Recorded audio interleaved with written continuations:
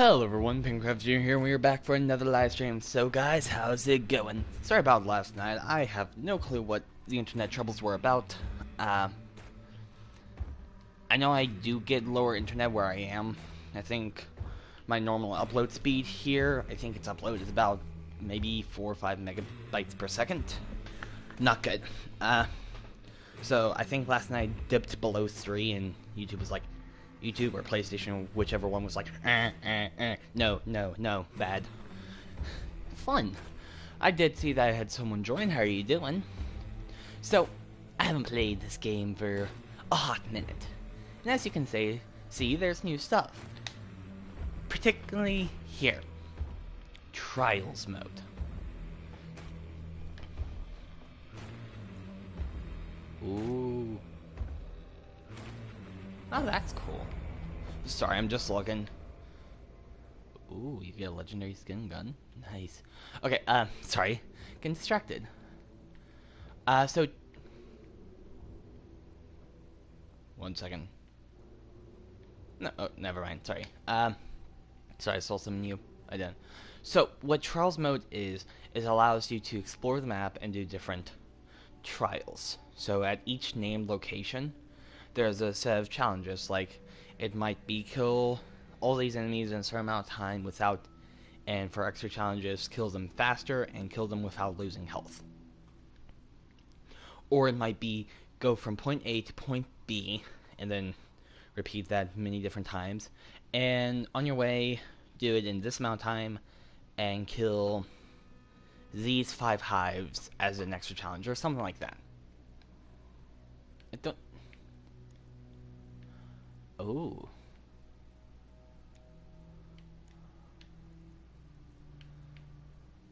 I see that 2 people watching. How are you guys doing? Ah.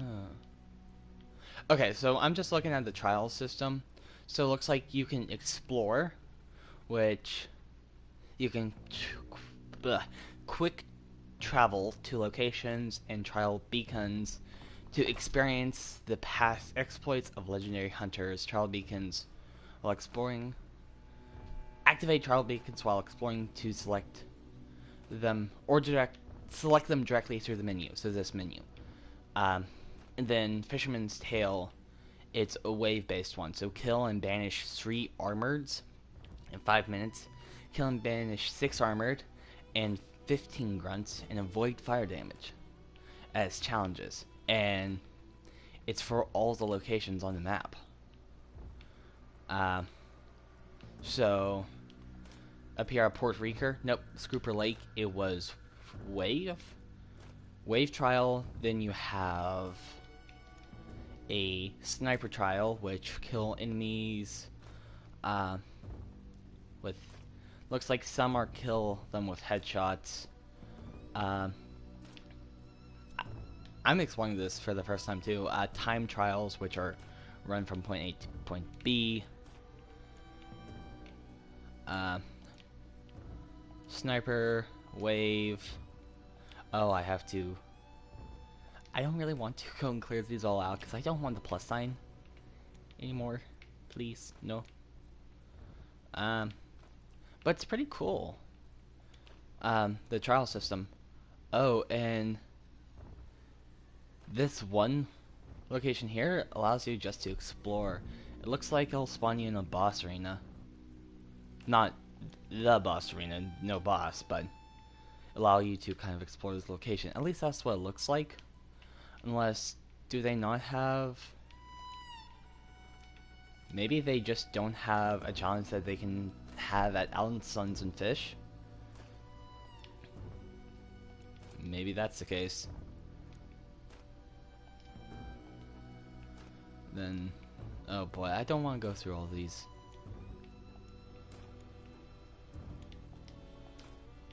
Okay, it looks like they haven't added anything in for Lawson Delta yet. Yeah, they haven't added because 0-0. Okay, but still, the trial mode seems very interesting.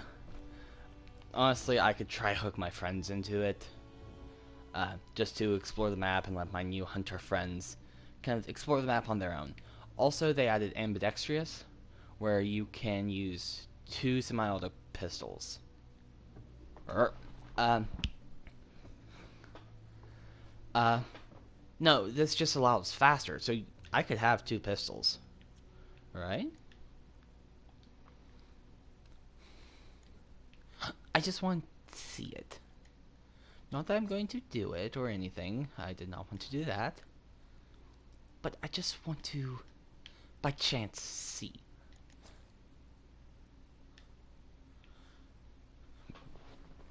Yep. And there might be a way that you can actually hold like that and a bigger gun as well.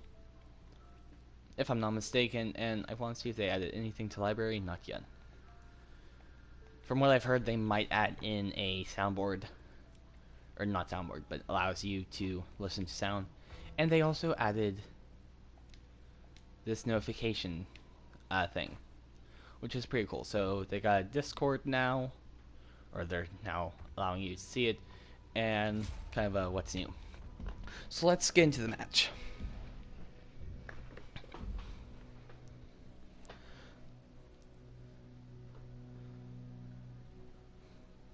I mean, hey, right now is one of the opportunities that I have that kind of will more or less go well with me playing Hunt Showdown. Because I don't really think my friends want to play it that much.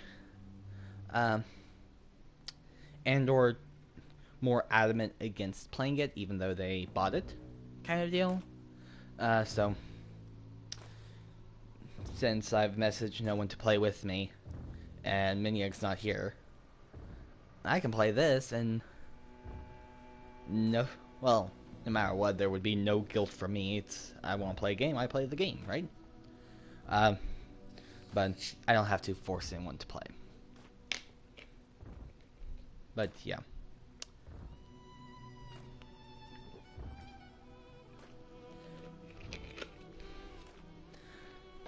Depending on what happens tomorrow, my right shoulder may or may not be more bruised.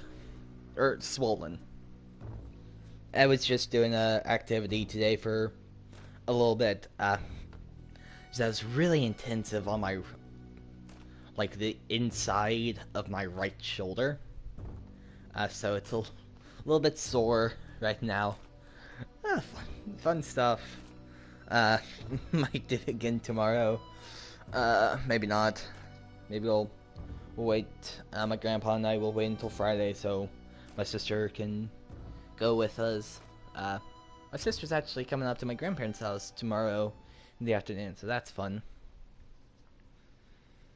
The more unfortunate thing is I will eventually have to go back home. Not looking forward to that. Just, I don't want to get back into the routine of stuffs. Assassin, we're on assassin side. Okay, I can go for the assassin. Do we have fanning? Yes, we do.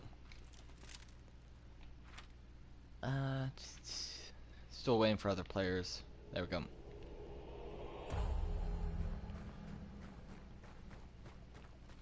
But yeah.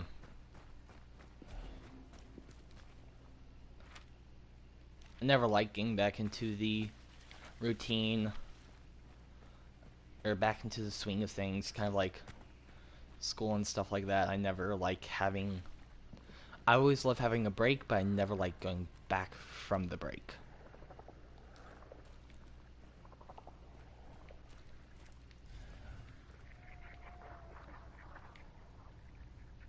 Where's the clue?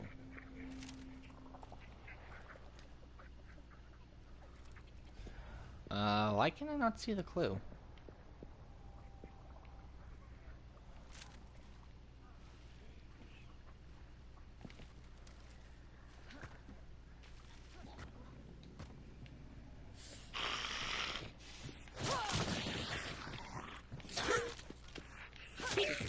There we go.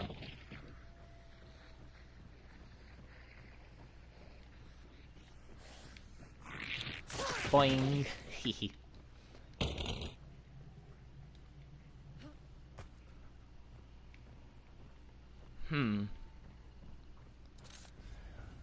I. Oh, there's a clue. Why couldn't I see it before?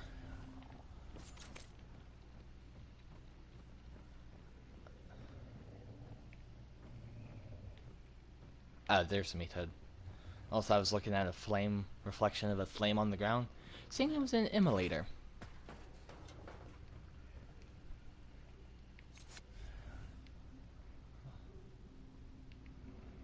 Um, that's not here.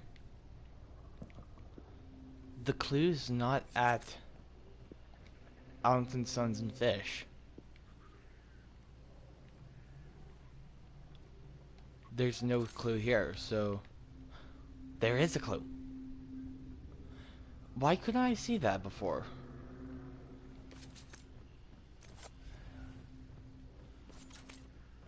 Did they change up a mechanic? I mean, the clue mechanic is a basic mechanic that's been around for since the launch of the game. Since like alpha and beta, I guess.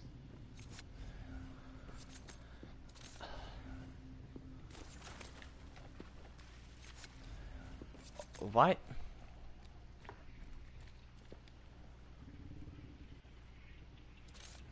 This is more or less hurting my head, because one, that hut right there might be new, and two, the clue just wasn't showing for me until recently. Crows did that good.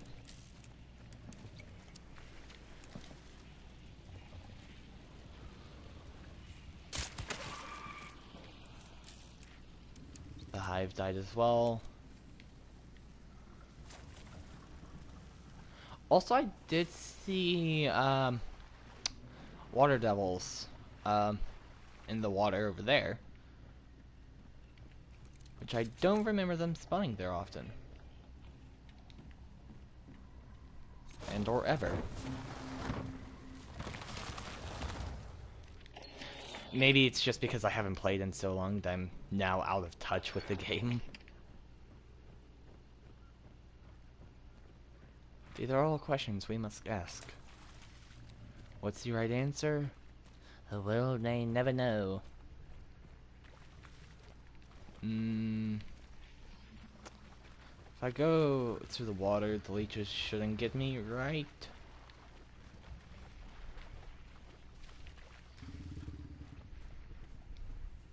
I need to be careful. I know that there, I believe, are people near Scooper Lake. Ooh. Could be anywhere in between here and Catfish Grove. Most likely towards Healing Water Church. Based on the shot. That's what it sounded like. I mean, I probably should have just skipped Allen Sons and Fish and headed straight for Mill and Lumber, Rainer's Mill and Lumber, because it's a double clue spawn.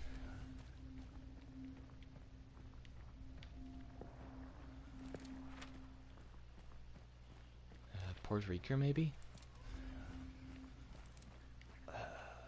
Yeah, possibly Puerto Rico.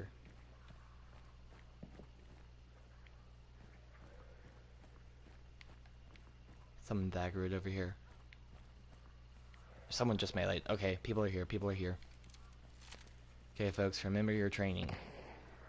But we don't have any training. Exactly. Okay, this is the assassin lair. That's what she's doing.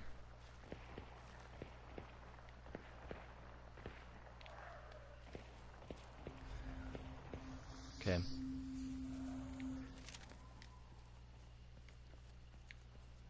Isn't there a stairwell over here, or is... Oh, no, it's right there. In the past, that was invisible for me. Good times, good times.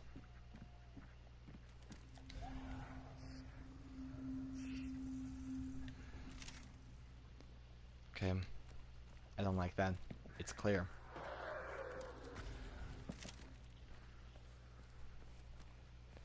There are 2 reasons why I don't like it. Reason 1, she could have died. I'm saying it's a she because I heard the melee sound and it was of a girl. Um, 2, she could have died. Or she could have run. And since I'm hearing shots over here, yeah, people are close again. Boy.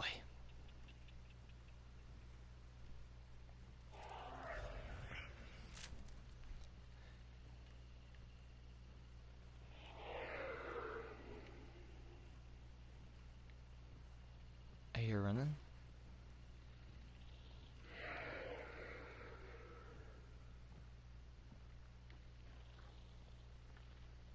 To my right.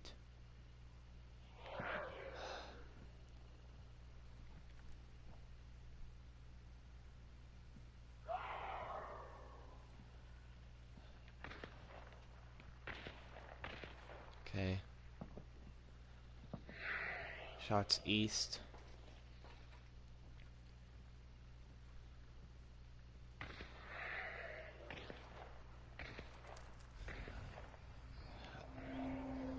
No one is within range, but they are here.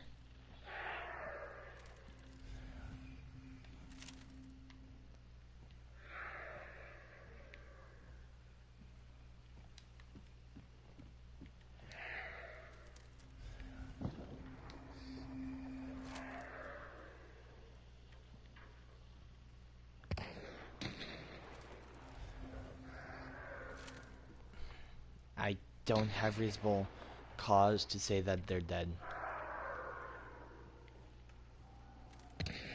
Also the fact that they're shooting just literally on the opposite side of this building. Right down, right down.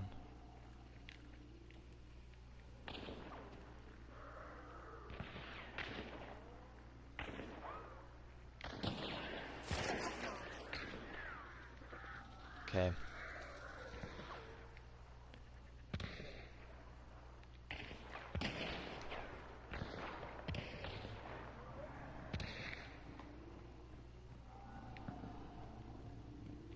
The zombie's not aggro.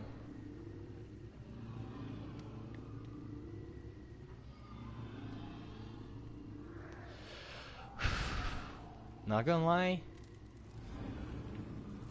For the first game back to hunt, I don't know what else I was expecting.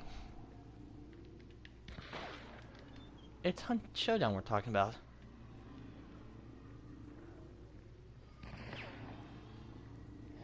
Someone's shooting him from the wood pile over there. Oh, is that just a murder? I see that I have 3 people watching. How are you guys doing? To the person who just joined, how are you?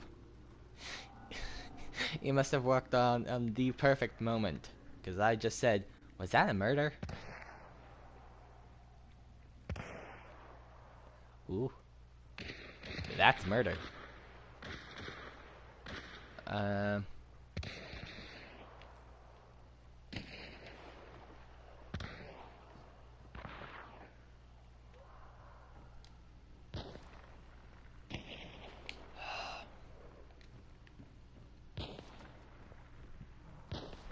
Where?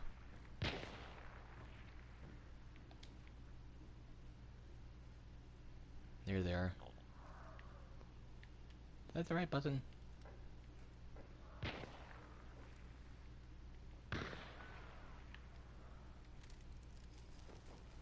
Oh no, it's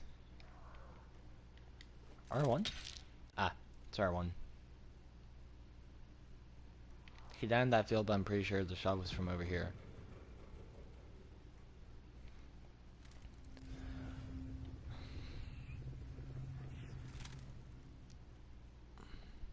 I can still hear his whisper.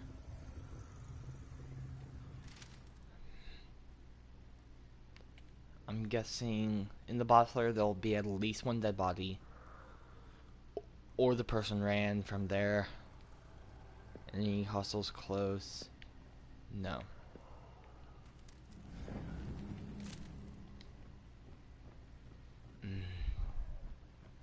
I just...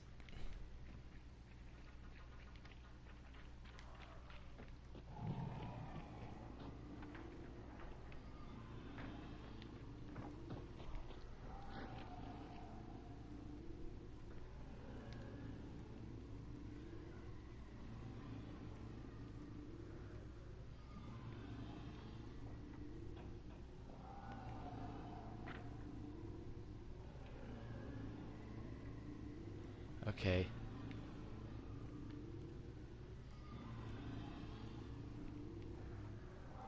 Not gonna lie, kind of on edge.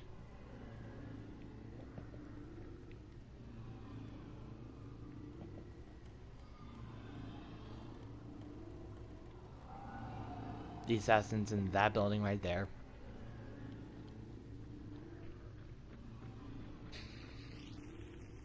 Two of them in here. They know I'm here.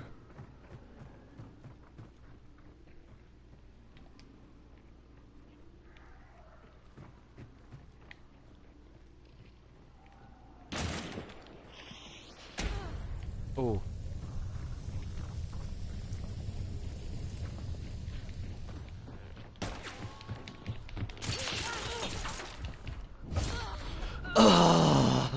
Oh, good one, good one. I applaud them.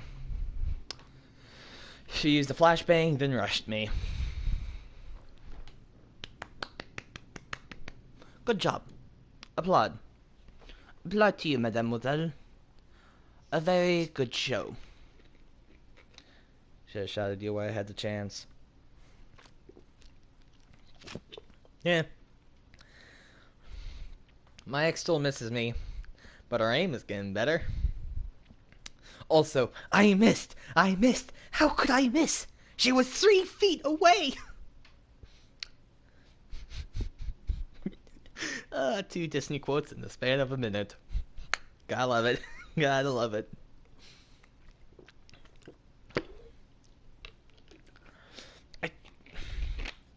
I have a feeling that I need to explain my quotes, but I also don't. First quote was Gravity Falls, Grunkle Stan. The second quote, Mushu. If you don't know where Mushu's from, I'm sorry. Man, that hunter was a good one. Pretty high level if I'm not mistaken. That's gonna sting. That's gonna sting. I should have put down barbed traps. I'm looking at this last dude right here. He doesn't look too bad. Beast face and what's that, resilient? Yep. The problem is I don't have the need for resilient. Bullet grabber, vigilant, and pack mule, right? Bullet grabber, poacher, pack mule. But you do have the dual guns. You already have a tier 1 firebomb.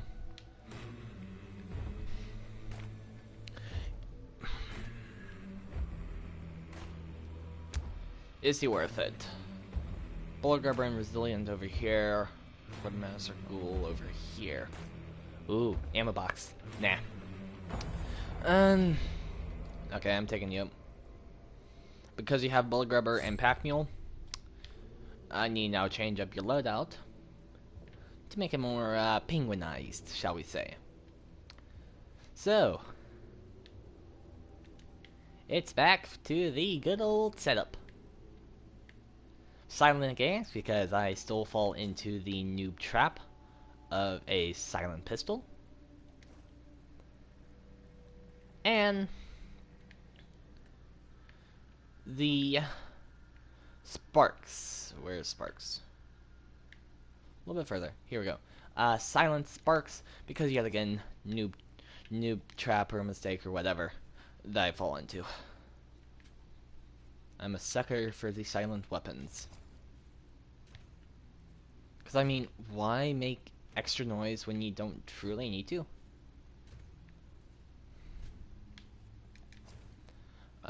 Then I'll add decoys because they're not bad, and then the concertina trap mines. There they are.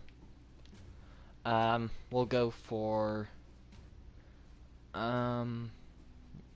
I have tier 3 firebomb unlocked? Yes.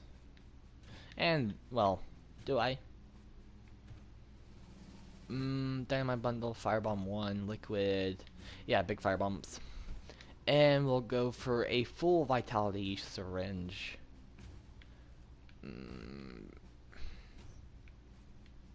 Now, let's go for weak vitality. Yeah,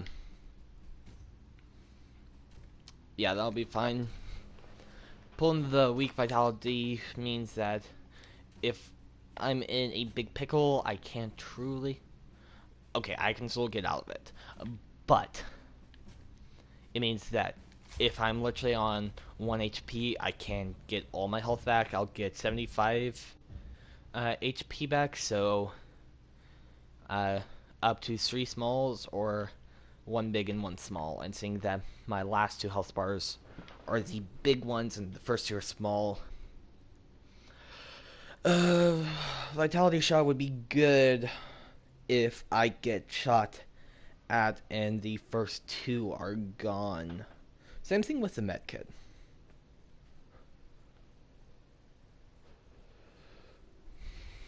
So let's get back in.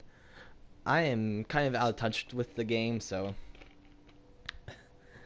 I'm still trying to get back into it because I've been playing almost nothing but Call of Duty for the past, 50 streams maybe?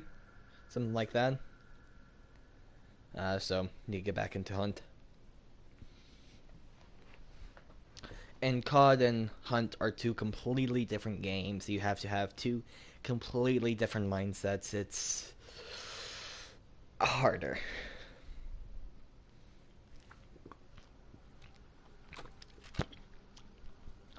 Doable, but harder.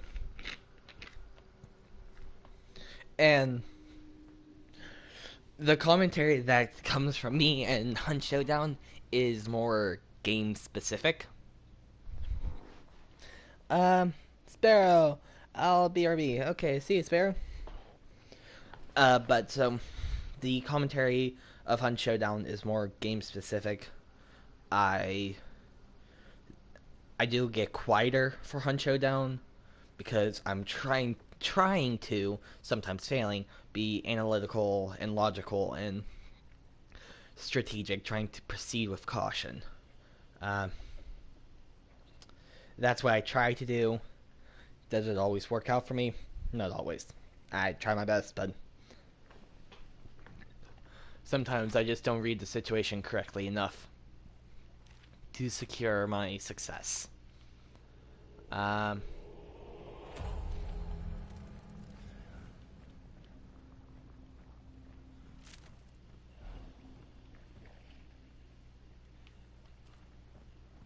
I thought I heard walking nearby.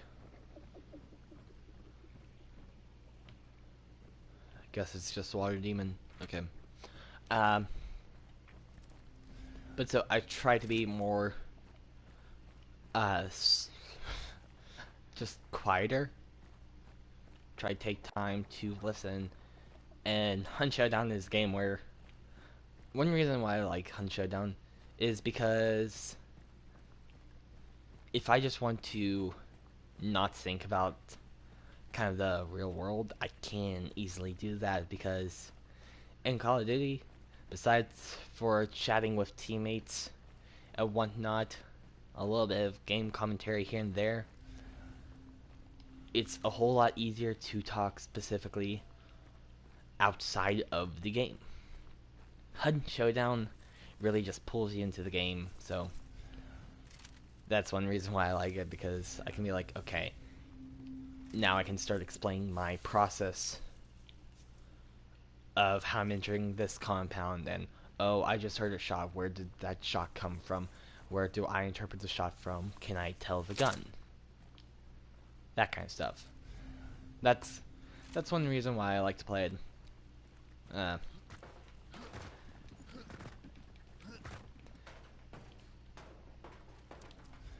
Okay. There's normally a meathead. I can't believe I didn't take fall damage.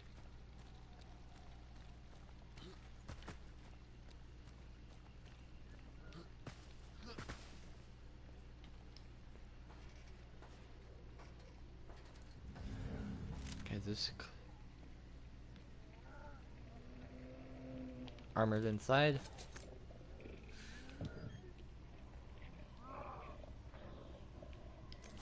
Armored downstairs. I just messed up.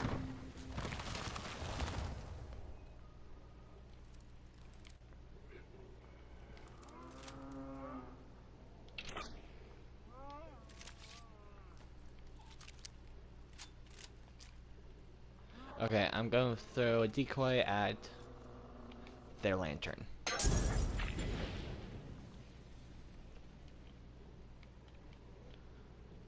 Okay. Saves the bullet. A little bit quieter. Let me actually get back inside. Chapel or healing water. Maybe Alice. Okay. Which is closer? Healing water. Okay. I determined which is closer by the size. As the little sparks. And healing water looked a little bit closer. You know, I took a fall from pretty much the exact same height. And I didn't take fall damage. But that time I did.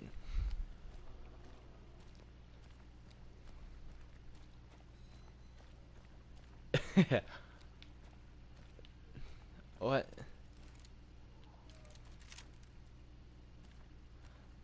I don't... The... Whatever that is. Maybe it's the suppressor? Just glitching somehow? Or maybe it's the sights? Do I have pack mule? Yeah. Right. Yeah, I have pack mule, but since I was missing a decoy, I picked that up. I don't have the perk that allows me to get decoys from the ammo crates. So, that's why I didn't get it from an ammo crate.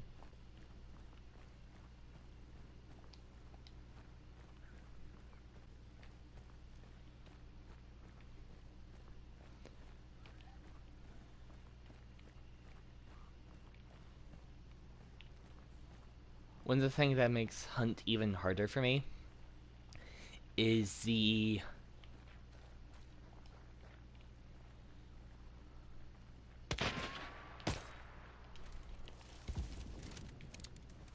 Am I getting surrounded?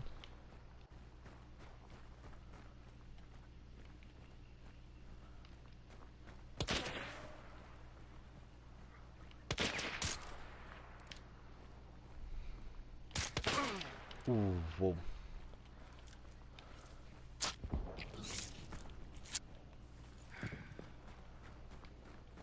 Okay, let's back up.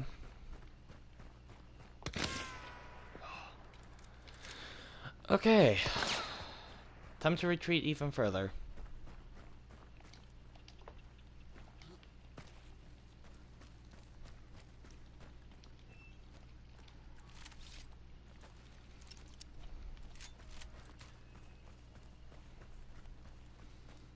The problem is he's coming here next. Or he might be. Don't want to stand by the red barrel.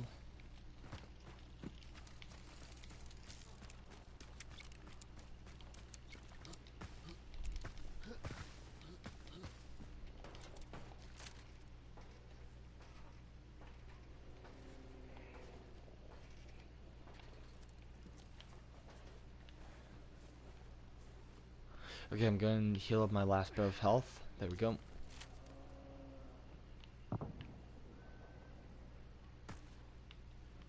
Okay.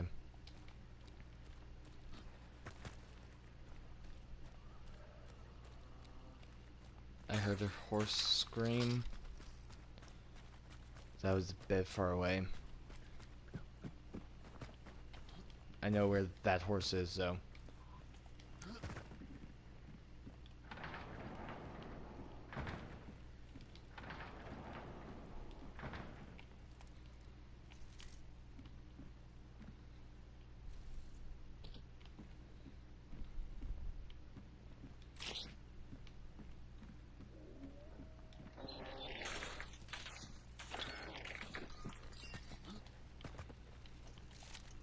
Okay. I don't want to run that way because of the pack of hounds.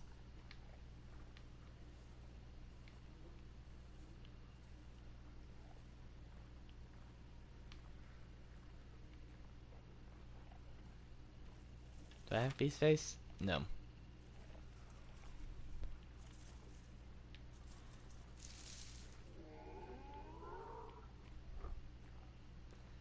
Those guys sound a lot closer. I can't tell where the truly how far away the hounds are from me.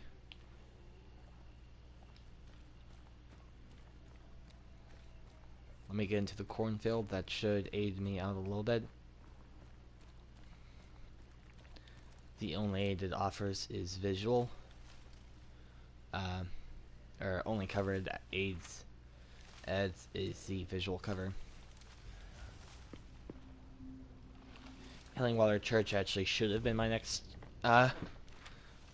choice of movement instead of the chapel, because Healing Water has 2 clues.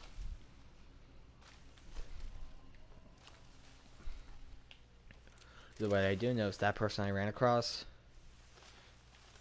the clue in there will be their second clue. I did not like the sound of that. Those are my guess. I'm guessing crematorium.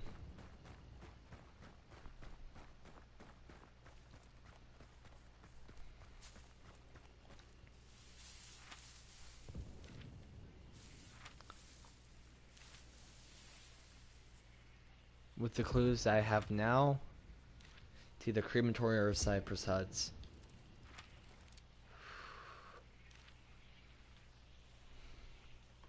But that last boom that I heard kind of threw my sound up.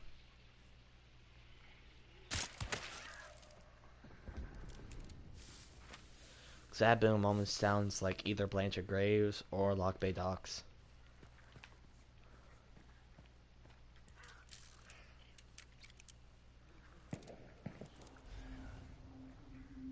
Both ground, one further back than the other.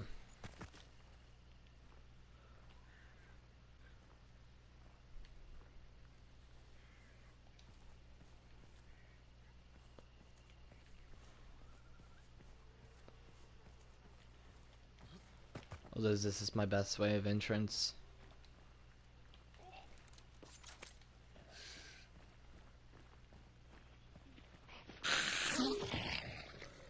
Over here because the crow's over there.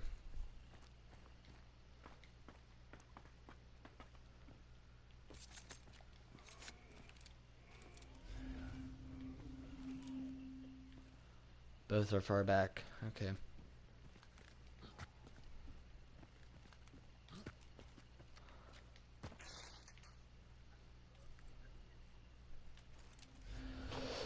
Oh boy. Try ID which one I think I can go for.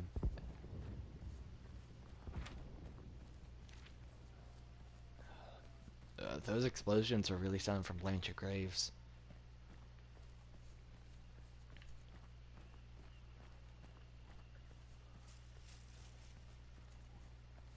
If this is a double clue, I can know for sure. If it's only a single clue, then I'll have a 50, then, not 50-50, but I'll have the area of my map reduced down even smaller. Depending on where it gets crossed out, I will know where's... That sounds like Blanchard Graves. I could be wrong, it could be Lock Bay Dock, but I'm thinking if it was Lock Bay Dock, it might be louder.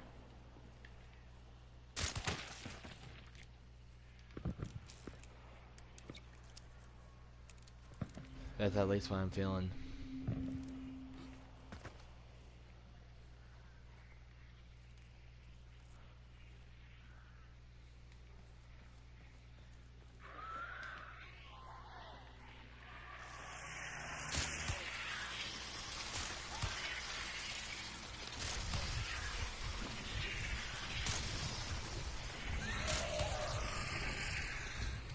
I took so much more damage than I wanted.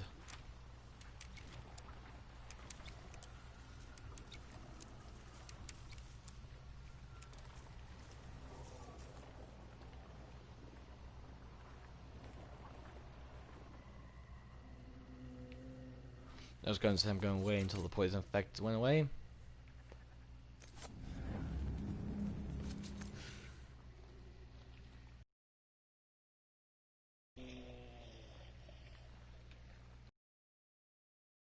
I'm not going there because that's a concertina armored. If this is a double clue, I'll get a lantern or something. Kill him that way. If it's a single clue, I'm not going to go for him. I'm already bleeding health anyway.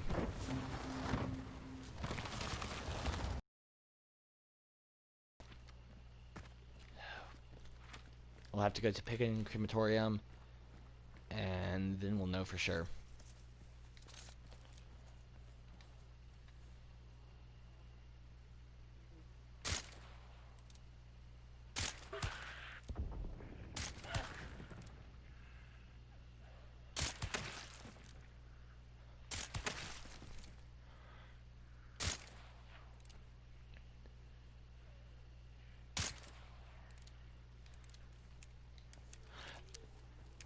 I missed a total of like, what, 3 shots there?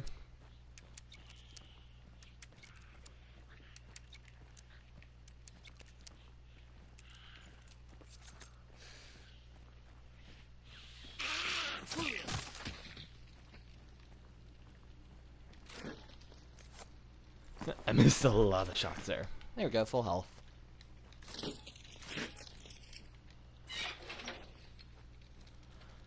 Frag in, okay.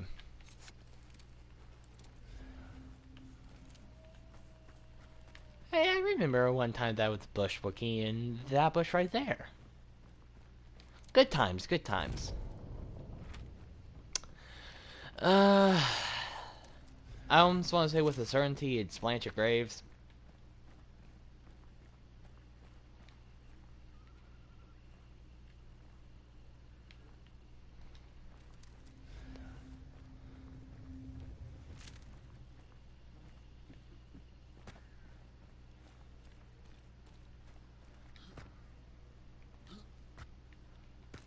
Oh, imagine if I could parkour up there.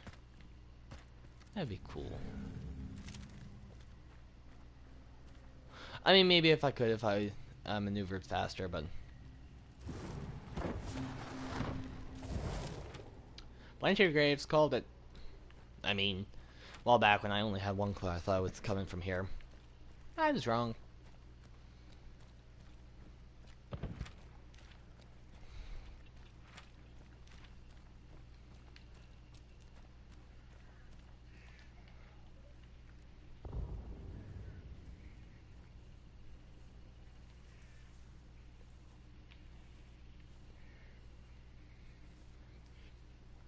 Now the question becomes, how many people?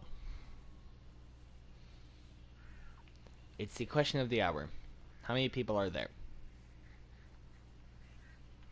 I've only come across one person, and I was not able to put them down. So therefore, I can still expect 11 other opponents.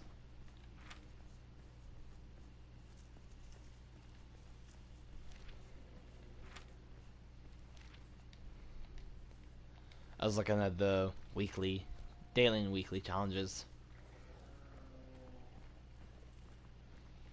And 100 head or 250 headshots isn't terrible. If I aim specifically to be killing zombies, I can manage about 15 zombies a game. Dead, about. Plus hive on top of that. I can probably get about 4 or 5 hives a game. Probably a little higher than that though. Um, so I haven't really been aiming for headshots this game, so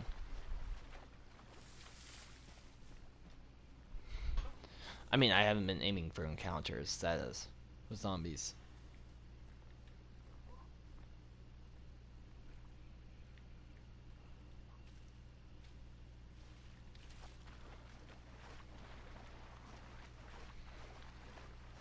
What I don't like is that they have not started banishment, and I still do not hear any activity from the butcher.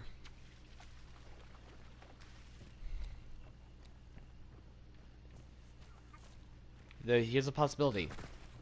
They died.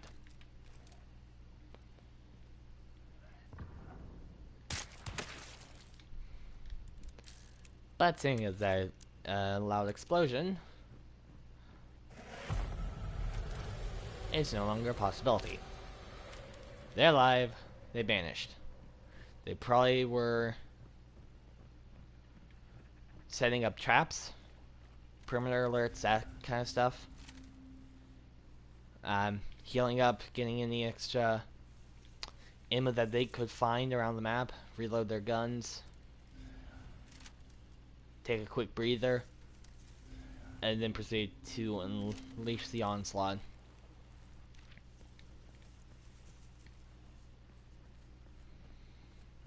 Here's the problem.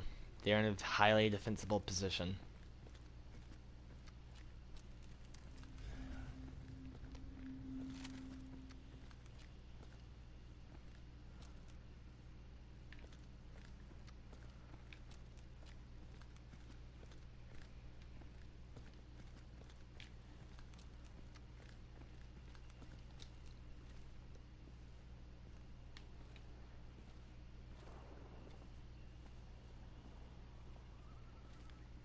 And what I don't know is how many people there are. I'm back, says Sparrow. Welcome back. Are you ready to see Penguin miss a shot?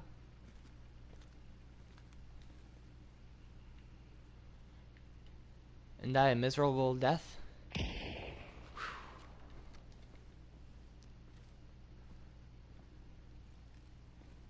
And with all his shots?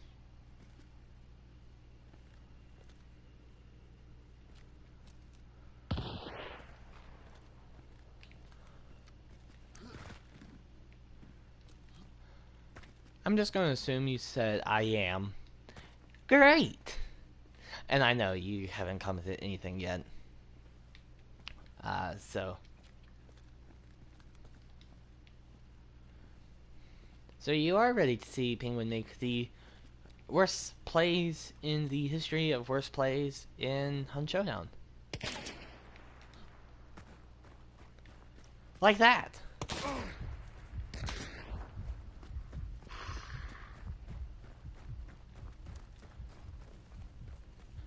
Great.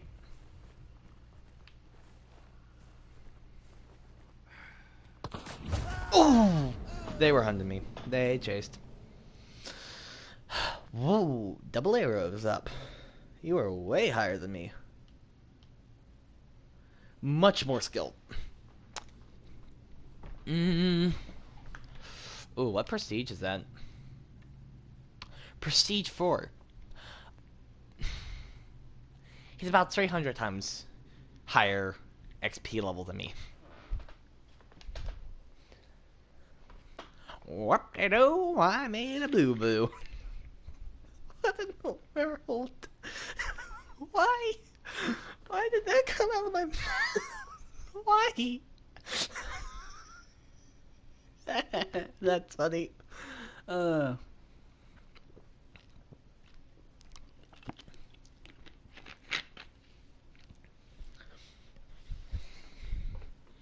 I really shouldn't have tried to go into the Butcher Arena or look the outside for any attackers. I really should have set up along either the road to Cypress Huts or the road to Alan Sons and Fish and just lay an ambush. That's what I should have done, and I didn't.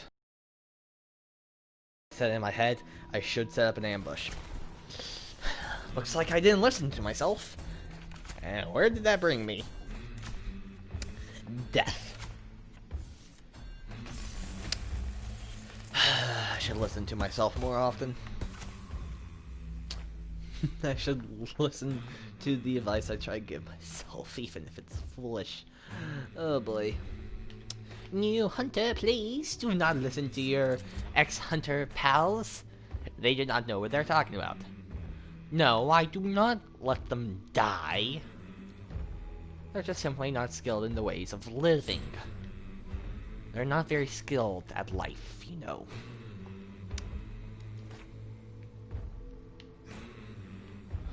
I kinda want to quote Joker. Or say a quote in a Joker voice.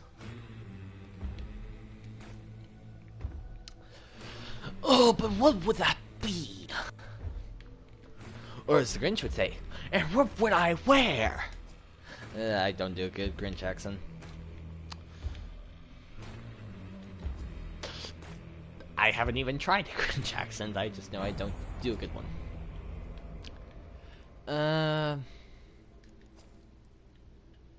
Almost there with my standardized loadout. I know I'm blind, but where's the concertina trap mines? There they are. I'm blind and I have them starred. Oh boy. Oh boy. You're blind for sure? That wasn't a good Mickey accent.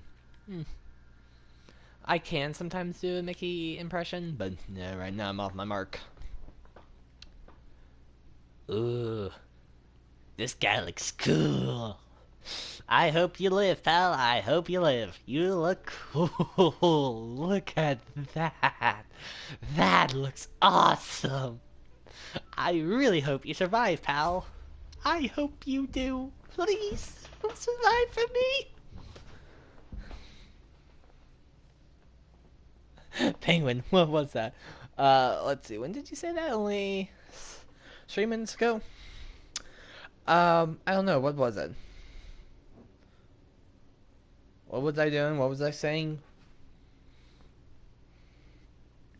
Was it my Grinch accent? Was the fact that I was doing the semi-Joker voice? Was it when I was saying, don't listen to your fellow hunters, they're all lying? Was it my failed Mickey impression? Which I can do decent, just not right now. I don't know, what was it? Maybe I can try to explain what it was.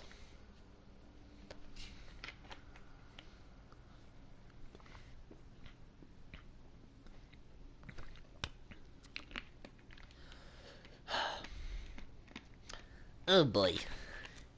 We're loading up the West Coast servers. I'm in the East Coast, they're in the West Coast. Oh boy.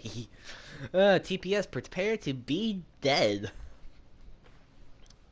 Well, Hunter, I'd like to say before you die on me, it was good having you. I'm not too confident in his life. Don't tell him that, but I'm not that confident. No! Yeah, we were just talking about you. All good things, all good things.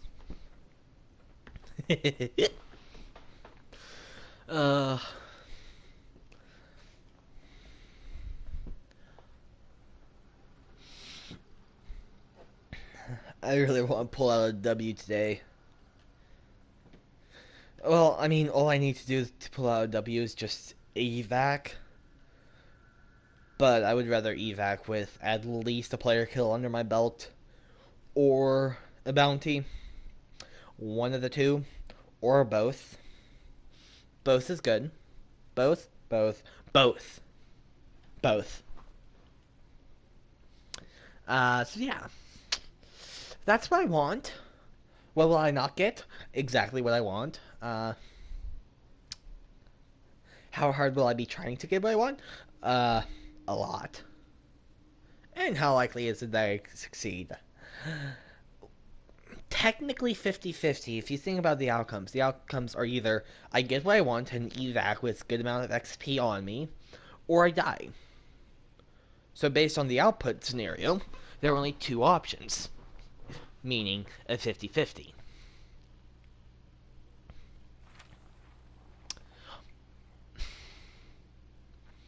Have I just been unlucky and haven't gotten lost in Delta? Or is Stillwater Bayou for some reason the only one in rotation?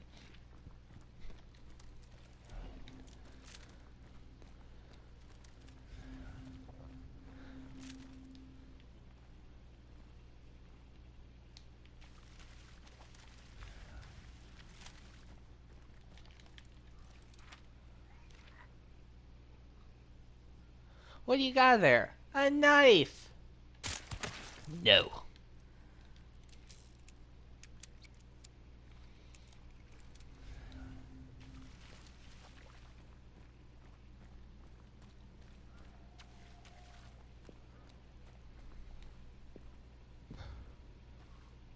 Who should I shoot first? Miss Hive over there. Doctor over here.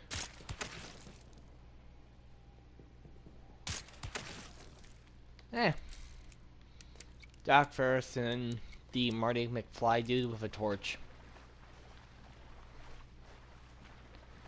Why? Because that technology is far out, man.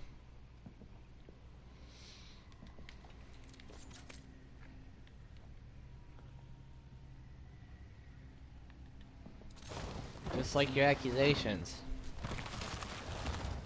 Your accusations are far out, man. The chances of us committing a crime are less than .009. Yes, that is a Disney song reference. And it's an obscure one. It's from Muppets Most Wanted. The song is called The Interrogation Song.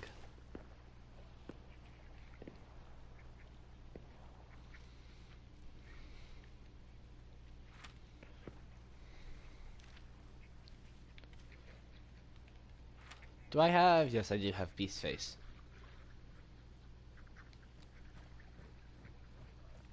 Huh, I need to get that perk in real life. Oh wait, I already have it! Dun dun dun dun dun dun.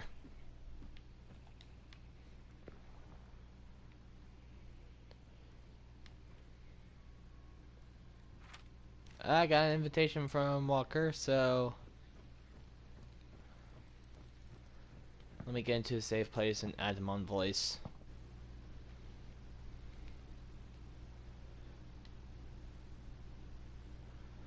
So the screen's gonna go blue for a minute while I add him to my server. Who knows, maybe he would want to play Hunt. I don't know. If so, the nearest evac is Port Rico. Unfortunately, that's where gunshots are. The next nearest is Cypress Hut. And that's not nearby whatsoever. Hey Walker, how you doing? Doing good. I'm on stream and I'm playing Hunt Showdown. Cool, cool. I'm just pretty much chilling. I'm only gonna be on for like not long at all. Because he's gonna wait for me or Hermana to get out of the bathroom so I can get in and take a shower and go to bed. Because I had some friends over tonight, which you were invited to come. I was out of town. Yes, that makes sense. Wait, hold on. Are you still at your grandparents'? Yep. For some reason, I thought you came back. Yeah. Not yet. Fortunately for that, unfortunately for the fact that I will have to go back home eventually and get back into the routine, the monotonous routine, and soon the fact that school is starting up. And I'm not looking forward to that. Not whatsoever. I don't know. I think it should be interesting. Well, to each their own, but school's just not my thing. Well, I'm not sure. It'll be interesting because I'm not entirely sure how Corona will affect everything. Is anybody on stream? We got Sparrow in the chat. Sweet. But Sparrow's an artiste, so I assume that the stream is up on a different tab and she's multitasking, either being an artiste or chatting with friends. I don't know. I don't know, there's some stuff in the Discord, but I don't know. You should have an art. Well, no, she already Heard does my for now. name. HWA? Is that an acronym or was that just a noise? Hua? Hua could be a noise, or it could be who, what, how, we, at. I don't know. I don't know what an acronym could be for. I usually draw while listening to it. I don't understand games. Also, who was a very bad typo on what? Ha. Well, that's fun.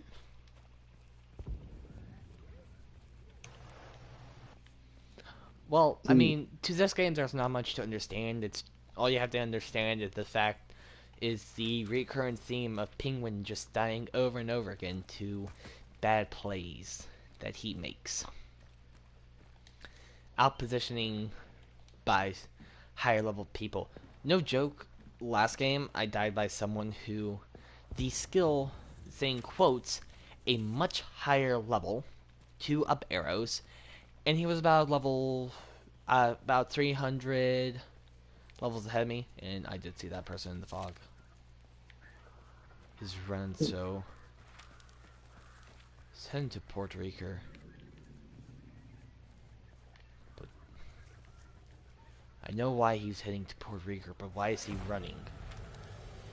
Okay. The Von Branch just started their banishment too. Whoa! That's a bad side. That's a bad side. They're after me. They're after me. I'm gonna die. I'm gonna die. I'm gonna die. I'm gonna die. I'm gonna die. I'm gonna die. I'm gonna die. I'm gonna die. I'm gonna die. This is bad. This is bad. This is bad. This is bad. I'm not dead yet. I'm not dead yet. I'm not dead yet. I'm not dead yet. I'm gonna die. I'm gonna die. I'm gonna die. And as you can tell, you could hear pure panic in my voice right there.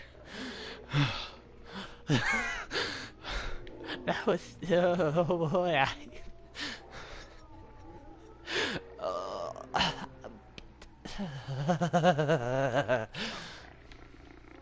Okay, I think I'm done panicking now. Slightly, I guess. Potentially. I don't know. That was scary. Someone shot at me and it alerted the pack of hellhounds that were literally right by me. Which the person's shock somehow aggroed them to me, instead of the person who made the sound. I knew I was close enough to them, so I guess that's the only reason that they aggroed to me. And so a pack, about 3-4 of them, started running after me.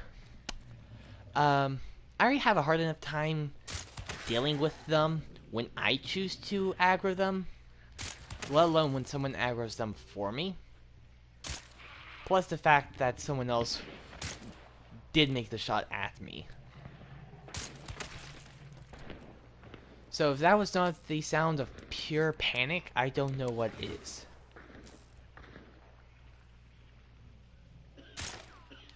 That was panicking. But was that disco? Also, are you using a gun? Me? Yes. Yes. How dare you? I thought we weren't supposed to use guns in that game. Well, one, it's a silent gun. Okay. And two, I am aiming after a weekly challenge of getting 150 headshots. Oh, well. Okay. So I'm multitasking. Plus, I advise no shooting guns. if they're silent, you're a little bit more free range. In my book, if it's silent gun, you can have a little bit more free range with shooting, just because it is silent. I mean, the noise radius is about 15 meters, I'd say, or somewhere along that line. So it's a relatively small noise radius versus like a normal Nagant, which is about 100 meters, maybe. So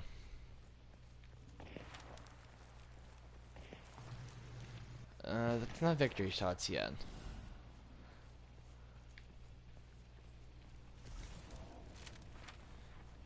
I could head over to Scooper Lake to evac. Where should I evac? Port Rico or Scooper Lake? The current bounty holders are at the Port Rico evac. That sounds like victory shots.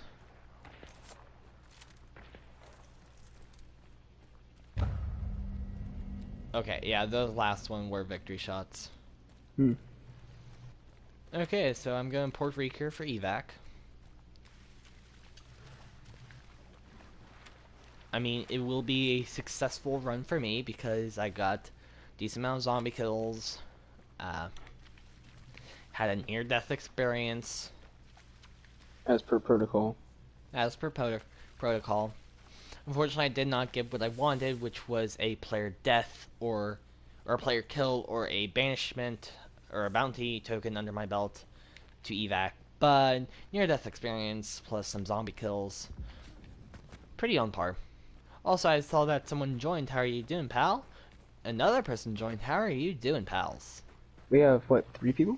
4 5. people. 5 people. Wow. Did Allie put something in this group chat that said people come here? No clue. I know that there is a tag called like Stream Enthusiast, which so me and at least one other person stream in the server. So anyone with the Stream Enthusiast tag will get pinged instead of it pinging at everyone. Oh, that's cool.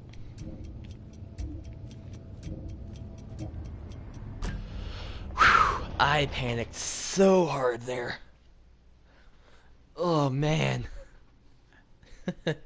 Oh, you could hear the pure panic in my voice. Ugh. That was awesome. I'm gonna die, I'm gonna die, I'm gonna die. And see, I didn't even have... If I had fanning, I probably could have stood my ground a little bit against the hounds. But I didn't have fanning. So, funds.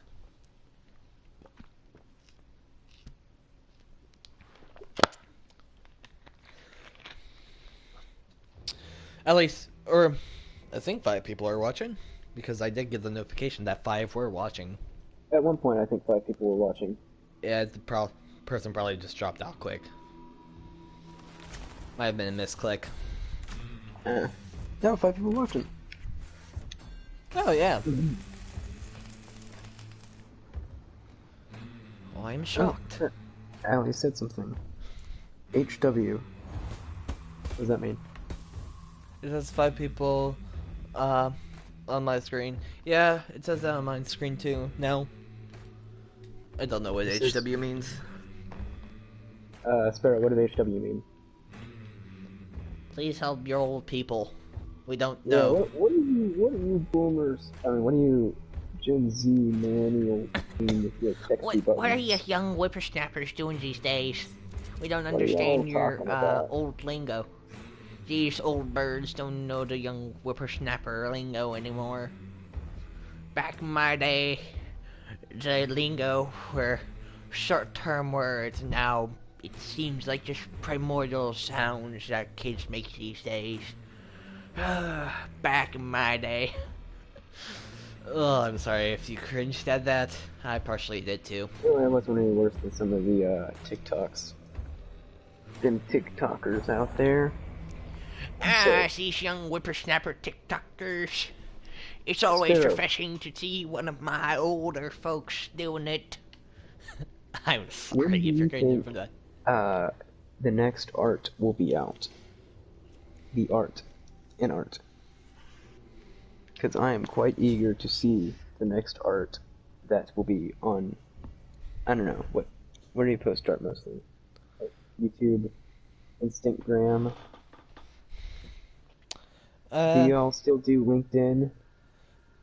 Jason Deere, can you do PvP on this? On Hunt Showdown, it is a PvE PvP game. So it's a very confusing and not very fun game to play. Okay, Jason Deere, we have two opinions in the house. My opinion and my pal Walker, who you're hearing, his opinion.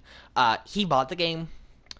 His first time, I probably did some things wrong, and he probably should have looked at a guide or two online, and so his first experience went terrible. Imagine Last of Us, except less fun. But it is... Okay, so listen to my opinion, because I have 40 plus hours on the game, so I do kind of know what I'm talking about. It's a fun game. Some people describe it as a mix of zombies plus Battle Royale, except instead of... Basically, you can choose your loadout when you go in, and you can hear shots from the opposite side of the map, and instead of your goal being the last person alive, your goal is to kill a marked target, a huge boss, banish them, and claim a bounty token to then escape. It's like Louisiana, except instead of having racism, they have zombies. Actually, this is an alternative history in, what is it, 1890-something? Everything was Louisiana in 1890-something. Took us like half the size of the U.S. I think I forget the exact time frame, but basically there was an infection that went on that turned people to zombies. Literally Last of Us, except PvP. It's a fun game. It's a very how should I say, stressful game, as you can find from a few minutes ago, when I was not screaming, but repeatedly saying in a panicked voice, I'm gonna die, because literally I got shot at, and a pack of hounds started chasing me. My only savior was that there was a ladder nearby. I started panicking, like my heart rate jumped. It was awesome. But it's a very tactical, almost stealth-based game. Finally lost in Delta. In like the promotional material from Hunt Showdown, it's like you can either take it by stealth or by storm. And I tend to take it by stealth mostly. That's why I have two silent guns on me. So I've seen this camping in a national park. But I aim for a more silent approach. If the enemy doesn't know I'm there, the better. Because in a raw PvP moment, I'm probably at a slighter disadvantage. But, I mean, technically everyone's on the same foot. Wow. It's a very unforgiving game. If you're looking for a nice casual game to play with friends, this is not the game. It is a very unforgiving, very harsh game. And that is the main quarrel that I have with it. Not because it isn't a very well-crafted, very well-balanced game. Jason Deere, I'm going to get back to you on that comment. Once Walker finishes his point of view, I'll give my ear of it. Most games, especially a game with that kind of graphics and that kind of stuff, is extremely... I kind of gotta give them props, because they produced a game that is of professional quality. But if you're just like, you're back from work and you want to relax and play a game, this is not that game. Because it is a very stressful, very intense game. Can I also just mention something to you, Walker? You've only given it 2 matches, and you're coming up with this conclusion. Okay, fair point, but still. So your sample size is very, very small, versus mine, which if you include all the research that I put into the game, days before, the second that I saw it on sale, or on the PlayStation Store and on sale and whatever, I was like, okay, I'm going to get it. The question is not of if, but a matter of when, by the end of this weekend kind of deal. And so So, and I already started putting in research, like, okay, basic guides, like new player mistakes, and I started doing my research. I probably put in a good 24 hours research before I even picked up the controller for the first time on this game. And so with that, his But question was, is it good to play with friends? yes, and is it worth buying? My answer is I yeah. Even though I'm not the biggest fan of the game, and I don't normally play it, it's only like $20 on sale, and at the most it's like At most it's what? $40. At But most it's $40, but most of the time you can get it for cheaper. It's a good game, and I am by no means trying to say it's not a good game. I'm just saying it's not my favorite game, and it's not a game I myself would like to play. Um, and if your friends really like to game and they're really hardcore gamers, like I love Fast Pace, I love Apex, and I love some different Call of Duty games, and I love Titanfall 2. They're all very fast-paced games. If you do like a lot more strategy games, something similar to, I know this is very different. This isn't a video game, but Magic the Gathering. Uh, it's not in the same like sense that it's like Magic the Gathering. It's in the same sense that it's very strategy driven, and you have to be kind of slowly. And if you and your friends are looking to go on a campaign or game for a couple hours, and you know you're going to game for a couple hours, then yes, this is a good game to get. But if it's just like a Saturday night and you're wanting to game for 30 minutes and then get off and just relax a little bit, not the game I would choose. okay, But so as it you is a can good game to see, play. the contract expires in 56 minutes. The second that you spawn into a match, you have 1 hour before every hunter on the match just automatically dies. You can leave the match at any time through one of three extraction points that are scattered around the map. As you can see, there's one by Ironworks and two by Windy Run. So those are the ways that you can leave early. Most games I've seen take about 30 to 40 minutes. Uh, fast. It can be faster. I've seen some fast games of 15 to 20 minutes. I myself have managed that. But kind of odds have to be in your favor. You have to be a little bit faster. And there's a difference from someone who has put in the time, researched the game, and knows the game mechanics and knows the feel of the game, their speed versus someone who is just starting. Uh, if you go into this game thinking that it's like another shooter, not gonna lie, it's gonna hurt. Uh, the learning curve is steep, but once you learn it, you can do decent. Um, I myself, I've mentioned this. I have about over 40 hours of gameplay on this, and 99% of that is on stream. Um, or let's just say 90 It would be a because lot. It would be a lot to go back and watch. it's a lot to go back and But watch. But like you can, if you're you can that get a pretty dedicated to good the feel. game, you can look through my content itself to kind of see my kind of progression. And while I would like to say I have progressed from the first time that I picked it up, I really can't say that I might not have because You've progressed a good bit. I have to give you props. I think you have, but at the game, you got to remember this isn't a very forgiving game, and that's something that oh I yeah, think so it's kind of needs to like be. the game Escape from Tarkov, in a way.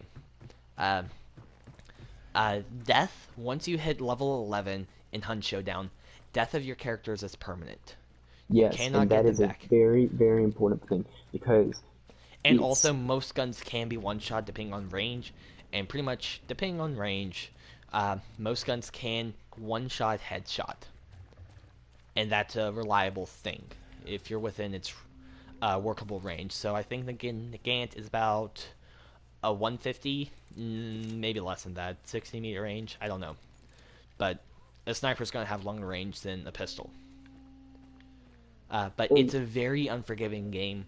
if you can master the environmental hazards, like over there are hounds. That's a hound right there. Those guys wreck me up if I do not have decent positioning on them and a skill or two that I need to feel successful in their combat. They're small, they're fast, they bleed. But it's a learning curve. You first have to learn how to deal with the AI. But once you learn how to handle the environment, you can then start to then face the next problem, the players. Because people in this game tend to be more... Okay, I'm not going to say more... but They're it's a pretty strategy... intense. It's a strategy-based game, and... like, from basic information that I can find around the map, I can probably tell you players' movements, where they have been, where they will go, from basic clues that I can gather myself. So my first clue was at when you run, so I knew that that corner, or wherever it was grayed out, no one was going to be. And now I know where the boss is for this area. But it's a very hard, very unforgiving game. But if you and your friends kind of want the challenge and want to sink in a good few hours and might not... like, I mean, if you go ahead and do research on the game, you can probably learn stuff that if you didn't do it, you would probably learn within 20 hours of playing the game. So I definitely recommend putting in a little bit of forward research to the game. That's just my opinion. If your guys die, can you get them back? No. Well, No. there are two types of deaths. No. There are two types of deaths. The first death, yes. If you are playing in teams, if you have 2 to 3 players, if you die, you can be revived up to a maximum amount. So I think most hunters have 4 different size health bars. So meaning you can be rezzed 3 times. If you get lit on fire, then you cannot. Short answer is yeah. Short answer is no, really, because basically it's but if you once lose the game, and I mean like lose. Or like if you red skull. Red skull is when you cannot be revived anymore. Yes. If you lose the game and the game ends with you dead, then that character's just gone. It's just gone. You know, you're not getting them back. You're not getting back any of those perks. You're starting from ground zero. But here's of course, the thing. You can buy stuff, but you can get revived in the game, and that is the big thing that makes it so unforgiving. Is that it's if you're solo, a very meticulous game. If you're solo, you're not necessarily, because I can do decent solo. No, you can do decent solo, but if you die when you're in solo, if you die when you're solo, you're dead. There's no revival. But yeah, here's the thing. There's just no hope. This hunter that I have, I just bought him fresh. He cost me about 1,500 in-game credits, which isn't that hard to amass. And you're never going to lose. You're never going to be without a hunter. It's not going to be they like always give you games. a free hunter to choose from. But you're not going to have as many perks as if you had your well-crafted hunter that you kept for a while. So you're never going to be able to just not play the game that you bought. You're always going to have something, but it's not always going to be the best because you haven't sunk that many hours into it. I guess the best thing, you remember those nights where you played Team Fortress 2 with your bros, or you played Overwatch a while back, and that's just what you would do, and you'd have a grand old time, and so on and so forth. That's not going to be this. It's not going to be the sort of Team Fortress 2, you play a quick game and you keep playing with the bros. It's going to be more of a campaign, more of like if you start a game of Lord of the Rings War in the North. I don't know if any of y'all played that, but when me and my friends would start a campaign in that game, it'd be like, okay, we're doing this till the break of dawn, and we're going to be here for a while. And not that wasn't fun. Both Team Fortress 2 and Lord of the Rings War in the North are fun games. but they're very different experiences, and you don't want to think you're going to get one experience when you're going to get the other. And so it's got to be very clear that things are different, but different doesn't always mean bad. I think I got a player kill in a duo, and I only have duos turned on. He says if you lose all the perks of the hunter. So there's different... Yes, you lose everything that the hunter is holding, but you do not... So you have your bloodline XP, so which prestige can be prestiged every 100 levels. And then you have your hunter XP. If your hunter is still alive, you will get a certain amount. Once you hit a milestone, you will then get a certain amount of XP, and a good amount of XP. But if you die, you will still get some of that XP, but not all of it. And it will go directly to your bloodline. Any XP that I get in this match, as long as I do not permadeath, as long as I do not die, part of it will go into my hunter, and if I hit a milestone, it will go into my bloodline. So I will not lose that until I prestige. And prestiging is a hard reset. You lose all your perks, everything. You basically start as if you're a first time picking up the game. The only difference is you can get a higher XP cap and kind of bragging rights, like, oh yeah, look, I am prestiged 8. I have 800 levels in the game. Also, you gotta remember, think of hunters kind of like stormtroopers. They're pretty much all the same, depending... There's different categories, different classes and everything, but you can chuck a couple hunters at it, and they're pretty much expendable. The perks is what really differentiates your one hunter from another, because you can craft and you can hold different hunters for different things, and you can kind of expand different hunters in different bloodlines. But hunters, it's like once you die, you lose all the perks, and you lose that hunter. But that hunter was never really, like, quote-unquote special. It's like, oh yeah, it's just a hunter and all of its perks and its gear.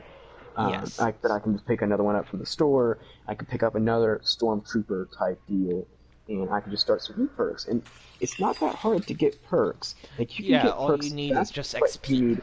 But good perks, that's where it really gets hard. If you've spent like multiple hours finely tuning, crafting this hunter with a fantastic gun and fantastic consumables and a fantastic perk, and you've really just crafted this thing, it's your favorite hunter, it can get ripped away from you in 1 second. Get one-shotted by some guy that you never saw. It hurts. It just, that stings. It hurts. After this match, I will show you my the hunter that I have set up. Oh boy. 2 bounty carriers are on their way. It's not like you can't get back to that state. Oh yeah, no, you can get back to it. Get the perks. You can totally get the same gun, same perks. You can get back to that point, no problem. The thing is, once you buy a new hunter, unless you buy a tier 2 or tier 3 hunters, because those are the only hunters that will come with perks, tier 1 hunters that you can buy will not have perks, which the free hunter is a tier 1. Those stink, do not have any perks off the bat, but it just takes a few games. Like from the last match alone, I got 2 to 3 full experience levels, so I have 2 to 3 perk slots, or perks that I can, or like a different currency that I can buy perks with. And this is a very important thing in case somebody's worried that they're going to buy another Star Wars Battlefront 2. This isn't a Star Wars Battlefront 2. This isn't filled with all the stuff that you buy with real money, or can buy with real money. All it is purely cosmetic. It's not going to be any sort of effect. It's not pay to win. Oh, I almost got pulled off the trigger. I do like. And when you talk about in-game currency, it's all going to be focused on, you have to play a lot in the game, you have to gain in-game currency to level up your hunter, kind of like XP. And so there's no play to win, which is something I do like about that game. Mm-hmm. In Hunt Showdown, you can pay real currency, but all you're doing is getting cosmetic skins. And the only benefit that they give you is that they're considered a tier 3 hunter. That's the only thing. They're cosmetic only. Sure, you can say some give you a slight advantage because they might have their skin may be like I have one called what is it, like Black Cloak or something, and he's Yeah. wearing like a black jacket and black hood, so he is better concealed for night maps. But really, it's not that much of a advantage. Yeah, and it's not like an actual, like, you're getting a special perk like yours has more XP, or like in Yeah, Star it's Wars not Battlefront like 2 when your you would person will have more health points or can hold an you extra do more gun or whatever. damage, or you'd have a gun that's like just super OP. Like in Star Wars And Battlefront you 2 can when even you play have you gun know, skins. Uh, so basically, all they are just skins. Like yeah, this Copperhead, it's a Nagant. All it does is it's shiny. It's like a shiny Pokemon. Not much different, just rarer and like, see, look what I have. and just But kind of like everything when you skins in lose, Overwatch. You're still getting a hat in Team Fortress 2. It's still the exact same character. It's just looks different, and that's fun. And so if you are looking to play a good game with friends, and it's a lot more fun with friends. I'll give Penguin that. It's a heck of a lot more fun and with that's what I need. friends. I need friends to play with me. We've been trying to convince this other guy, Miniag, He to finally get has friends it. with that. He He does actually have has it. it. Wow. Yeah, he bought So it. actually, He bought it last a few days ago before he left. I was gonna and play so with him that stream, but he couldn't play it. if you So are this looking to is my play a game max with level friends, hunter right here. yeah. Um, If you are looking to play with friends, this is a good game to play with friends, and it's a fun game. it's a really fun fun game. It's campaign really good. I love it. Yeah. I do It's not care stressful for it, though. but again, it's totally fun game. It is I'm a not trying fun. to top that. Yeah, it's a really fun game. It's just, I gotta admit, it is stressful. Uh, Very it stressful gets your heart and very pumping intense. because, and also the sound design is phenomenal. The one of the Oh yeah. bosses called the Spider, he sounds repulsive. Uh, it's like a scuttling on the wall, like you can hear, like gives you chills down your spine. And then the guns sound powerful. You're either you either feel super bold because you're on the proper side of the gun, or you feel very meek because you're on the opposite side of the gun, the bad side. And It's sound design is phenomenal, and that's actually what can get people killed.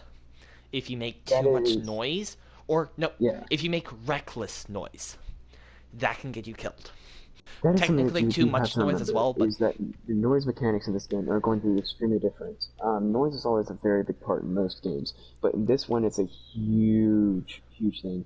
Basically, you hear any and everything.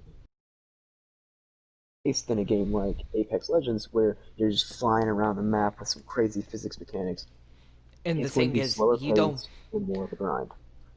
This game, But the person who makes you can easily be found out if you just step on a piece of glass. An enemy hunter can hear that and be like, okay, he's right here. Here's his movement. I'm going to shoot him. But so it's like, sorry, I'm actually a little bit cold, so I'm shivering. I don't know if you can hear that in my voice or not. yeah, not really. If you didn't think that. I'm like shaking, so sometimes it's stopping my words. But like, where was I going? Noise. So noise is crucial.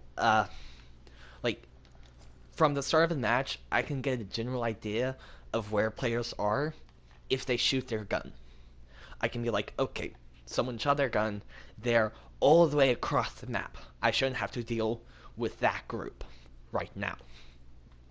And the problem is, there's no live player count, so you're always on edge because you know, or at least I am. I know that only 12 people can be in the match. I'm one of the 12. I do not know when they die or extract. All I know is who's holding the bounty. That's all I know. So I could be the last person left on my side of the map, or just in general, but I'm still taking my cautious time because it's like, there's probably someone just waiting around this corner, lying in ambush, just for me to run by him and die. It's a really fun game. You have to play tactical and kind of with an air of caution. but it's a really fun game. If you and your friends kind of like more tactical stealth-based games, I would say definitely give this a try. It is, I say stealth-based. The only stealth that there is kind of minimizing your noise and like the noise of enemies. That's the only stealth that there is. So one guy in the comments said, "Should I get this game?" Jason Pistol P or J Pistol P. That's okay, up to so you. Like that's 100% up to you. It's up to you because I would say totally buy it, but I'm a person who's put over 40 hours into the game, plus time researching the game. I get hyped about this game. Yeah, I'm gonna give him a quick abridged answer, just to So make sure kind of a pessimistic versus what's the other one? Optimistic. Oh yeah, optimistic. I was saying pessimistic was a good one. Pessimistic versus bad. optimistic view. I definitely have a more optimistic view of the game because I love it. So, I mean, you'll get that for anyone. If they love the game, they're going to give you a very shiny look at the game. If you find someone who hates it, they're only going to pick out their flaws. So, and he says, I like what he sees. So basically, I'm going to go ahead and just ask you a couple of questions. If the answers are yes, then you should totally get this game. If you like a game that's based on strategy, people watching. Then that's a 100%. Some people watching. That's good. If you like a game that's based on strategy, then absolutely yes, this is the game for you. If you like a game that tends to be a little bit slower and tends to be more focused on patience and hard work, and it's not a very forgiving game, not forgiving, and you like a challenge, this is a game for you. If you're wanting to relax and you're wanting a very fast-paced Apex Legends and Overwatch and Team Fortress 2 style game, not the game for you. So if you do like those things, yes, I would recommend you get it. And even me, who is not a very big fan of the game, I truthfully don't care for it. Even I have to admit it's a good game. Very well crafted, very well balanced, and amazing graphics. And amazing soundtrack too. Like, dude, it's a good game. And I completely agree with Penguin when he said earlier that it should probably cost more than $40. This feels like a AAA game. It feels like a AAA game, but it's not. It only costs $40. And I bought mine on sale for like 20 something. And yeah, I bought mine on sale for 20 something. Like I would totally pay $20, even though I don't play it that much. Totally not the English. I don't feel bad about buying it. I have no remorse because it is a good game that I do recommend people buy. Is it my favorite game? No, I have to be in the right mood for it. But it is a good game with great graphics, great design, and all around just, I gotta give the people a props to just whoever created the game and designed it. Because they obviously knew what they were doing. So I do recommend you buy the game. And even if you don't play it that much, I totally think for the price tag, it's worth it. Mm-hmm. And I just, it's just a good game, a good all-around, well-rounded, well-crafted game that I do recommend people buy. And if you don't care for it that much, you can always play it with friends a couple of times, and I still think it's worth it. So, teach his own, but that's how I feel. Say no more. I'm gonna get it now. Yeah. Yeah, it's an awesome game. The thing is, it's very unforgiving, and if you're a console player, at least I'm playing this on PlayStation. One thing, not really my complaint, but more of my uncle's, so I got a chance to play with him, and my uncle is the person who kind of got me into playing games. He's the first person that I played Star Wars Battlefront 1 with him, and that's the person and on his PlayStation, and that's what kind of pushed me to get a PlayStation, so I could play with him. And so, from then on, I've been playing PlayStation. So, his complaint is about the dead zone of the controller. And even then, I really haven't noticed it that much. Well, frankly, you need to... So, the dead zone is how far you move your joystick before, major motion is seen. Most games crank up the sensitivity on those suckers, Yeah, you can crank up the sensitivity, but then once you can't adjust the dead zone, which if I'm going to have a quarrel with it, this game. That's my only quarrel, that you cannot adjust the dead zone.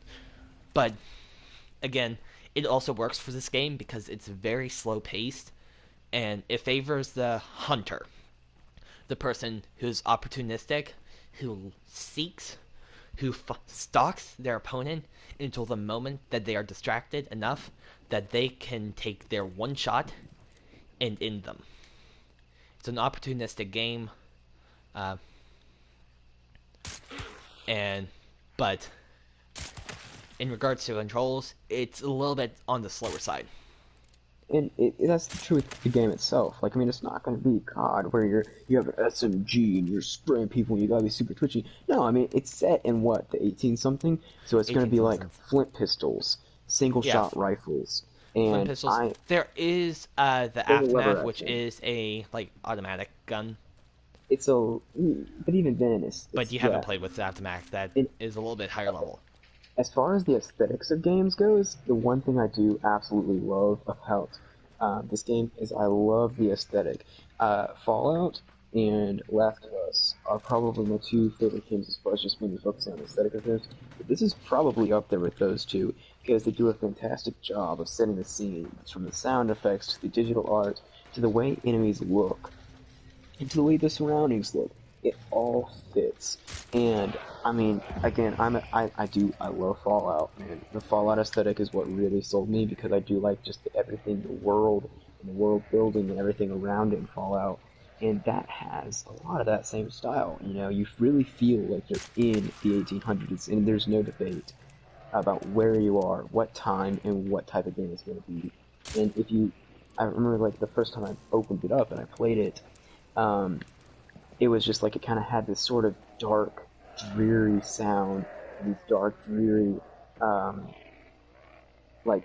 songs started playing, and I was like, you know exactly what type of game you're about to get into when, that starts playing. Yeah. Also, speaking of this game, Walker, I definitely think that next time that Miniag is available to play with us, I think we should, all three of us, play this game. I mean, I'm down with it. I'm down with a game like that. Because trust me, playing with friends... Yeah, playing with friends is, or at least even playing with randoms, is a whole lot better. Also, there is an in-game sound mechanic. So, VoIP, a localized voice. So, like right now, if someone were to talk in the same compound as I am, I couldn't hear their words or the direction, but I could see that they are talking. So, in theory, if you aren't in a privatized voice channel and you're talking in-game, you can run across situations where you can use diplomacy with other hunters. If it's I've seen it before, I think in Psycho Ghost's video. He and another hunter, they were both solo, and he was able to talk with other players saying, hey, I'm not going to kill you. You're solo. I'm solo. I'm going to wait far back over here. You pick up the bounty. You get to an exit. And then I will come pick up the secondary bounty. And through talking it out, they both managed to escape alive. And that's one of the funniest things I think I've ever seen. Like, I haven't seen that in very many other games where it's like, hey bro, let's not fight, let's talk it out. I think it's hilarious when I see something like that happen in this game. It's just like, it's just, hey bro, let's talk it out. You know, you don't really see that a lot. I mean, you won't really necessarily see that from me, though, because I tend to be in a private voice channel just because I want to have as much control over kind of who's able to talk. Just because I try to keep my channel more on the family-friendly side, at least with the words I'm talking. And you don't want to get demonetized. I don't want to get demonetized, and so I am very particular of who's on my voice channel. So I only, like, Walker and Miniag are the primary two who you'll hear from me here in-game. So, but, like, if you watch the last Hunt Showdown video that I edited, my first edited Hunt Showdown video, you'll actually see it was in the grand fight at Port Ricoeur. Spoiler alert, there's a grand fight at Port Ricoeur towards the mid to end of the video. But I heard someone talking on my right ear, and I could hear them clear as day. And so I knew, oh no, people are close. Time to run back and get into a defensive position and try to take them out. And so, thanks people comments. Somebody said you're famous. Ali said, ooh, and listening to all three of us is fun. Yeah, it is fun. And then like I said, see, I don't have any friends that have this game. That's because it's not. It's weird. It's not a game that like everybody has. Like, oh yeah, everybody has Overwatch. Everybody has Super Street. Everybody has this, and it's a pretty cheap game. And normally you can get people to buy it. Like Penguin agreed for me to get this game, and he convinced me to get this game. And for me, I got this game because it's not a very expensive game, and it's not a very well-known game. But people do play it, and you'll always be able to find a squad, and you'll always be able to find, if you want to just pair up with some randoms, that's an option too. Like, you can either do what I do, and I go in solo, and right now, since I am out of touch with the game, I'm only going into, with up to 2 members of a squad, but, a while back, I was playing with up to 3 enemy, members on a single squad, so you can play with a lot of people, up to 3 people in a squad, and it's kind of like it's a pretty you know? Like, I didn't know about this game until I saw it somewhere, I forget where, and like I was checking, like, okay, when is it gonna come to consoles? And for a while they didn't say, so it kind of fell under my radar, and then for some reason it picked back up on my radar, and it's like, what? It's out on PlayStation? Is this like it got on PlayStation like what, this January, something like that, and it was like I didn't hear about it until which was kind of ironic for the story. Towards the start of the pandemic, like January-ish, and like I didn't know about it, so I got it in what, like April.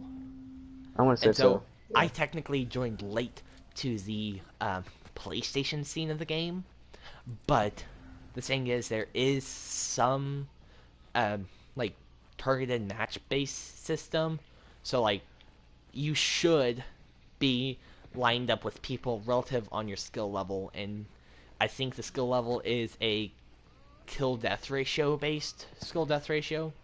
Yeah, you'll or be skill fine. system. I mean, Oh yeah, you'll be fine be... because I have 40 hours in the game, and I still make foolish mistakes that get me killed. Like in this stream, I have not had a successful hunter survive my hands.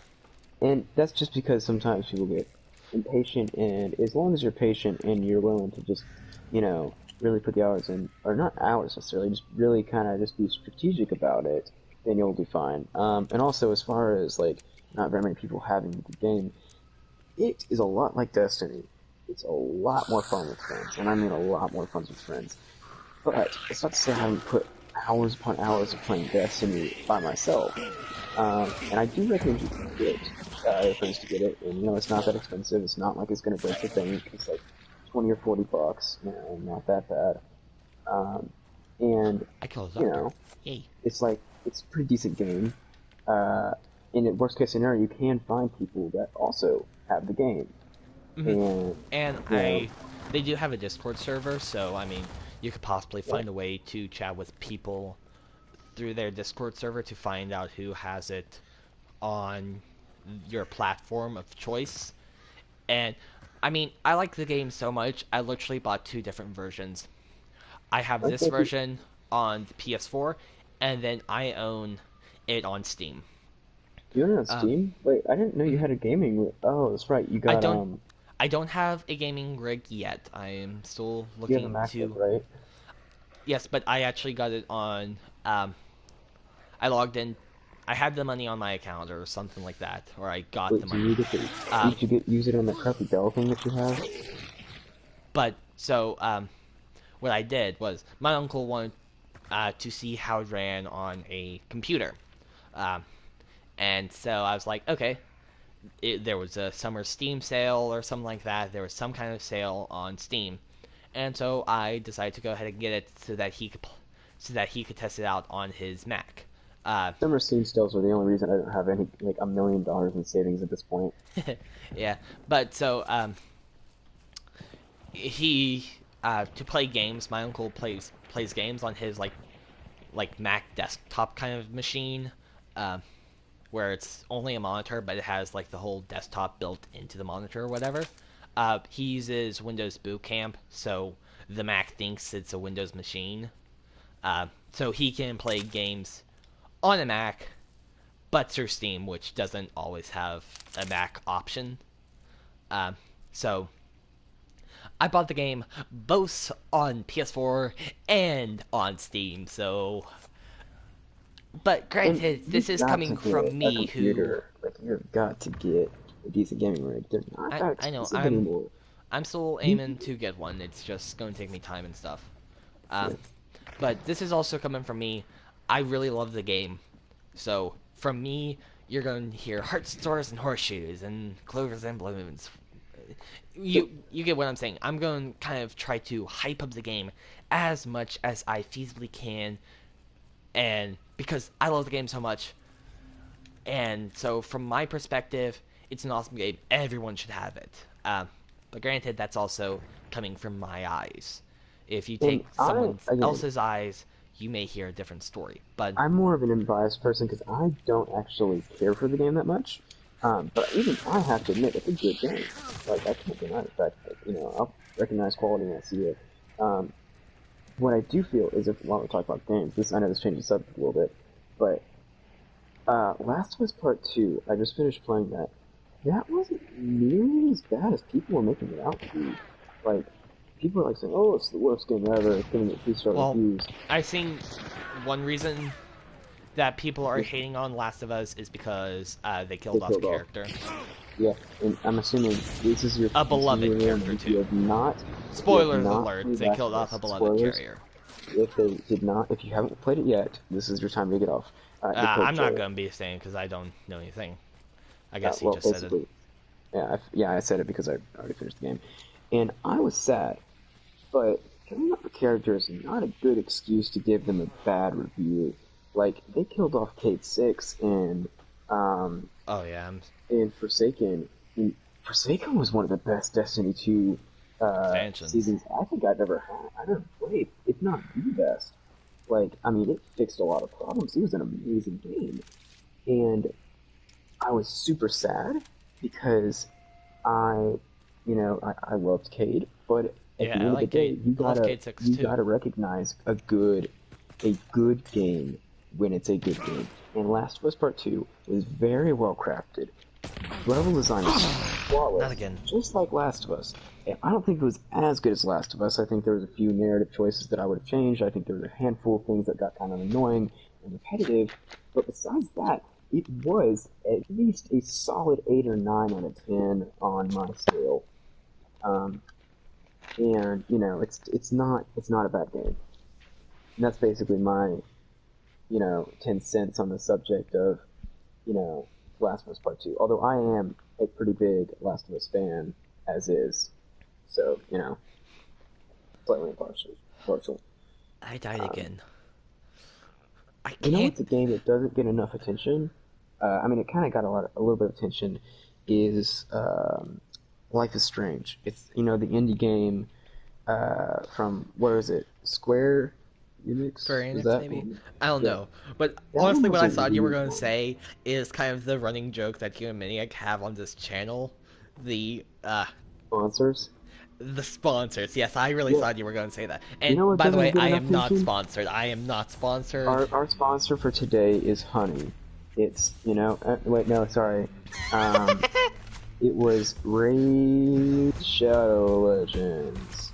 Shadow Legends. Not sponsored. I'm not sponsored. I want to be sponsored. Sure, sponsor me, please. But I'm not sponsored. As long as you get like at least 4 subscribers and 2 views per video, I think Raid Shadow Legends will be more than happy to take you on. Yeah. Thank you for the optimism, buddy. Yeah. Nope. Oh, it says Last of Us was a good game. Yes, it is. So it was. I think. What was I talking about? I was talking about Life is Strange. Life is Strange was very weird game. It was an indie game, so of course it's going to be pretty strange. I'll take but this guide. And it was definitely not perfect. I feel like there was problems with it, but frankly, I felt like it was a pretty good game. I don't know. Did you ever play it? Me? Yeah. Nah, I didn't play it. Oh, well, you know, if you have like an extra $5 in your pocket and you want to, I don't know, play something that's pretty good, I'd recommend it. It's dirt cheap. I played a lot of indie games recently, and I'm actually a pretty big fan of a lot of the indie games that are coming out. Like, you know, and as somebody who has tried to develop things like 2D platformers, I have a massive respect for anyone that can produce a relatively good game. Even some games that aren't the best. Like Star Wars Battlefront 2, the game that I like to bash on a lot because I kind of hate it. But the thing is, after a while, they did fix up their problems of it being quote-unquote pay to win. It was pay to win.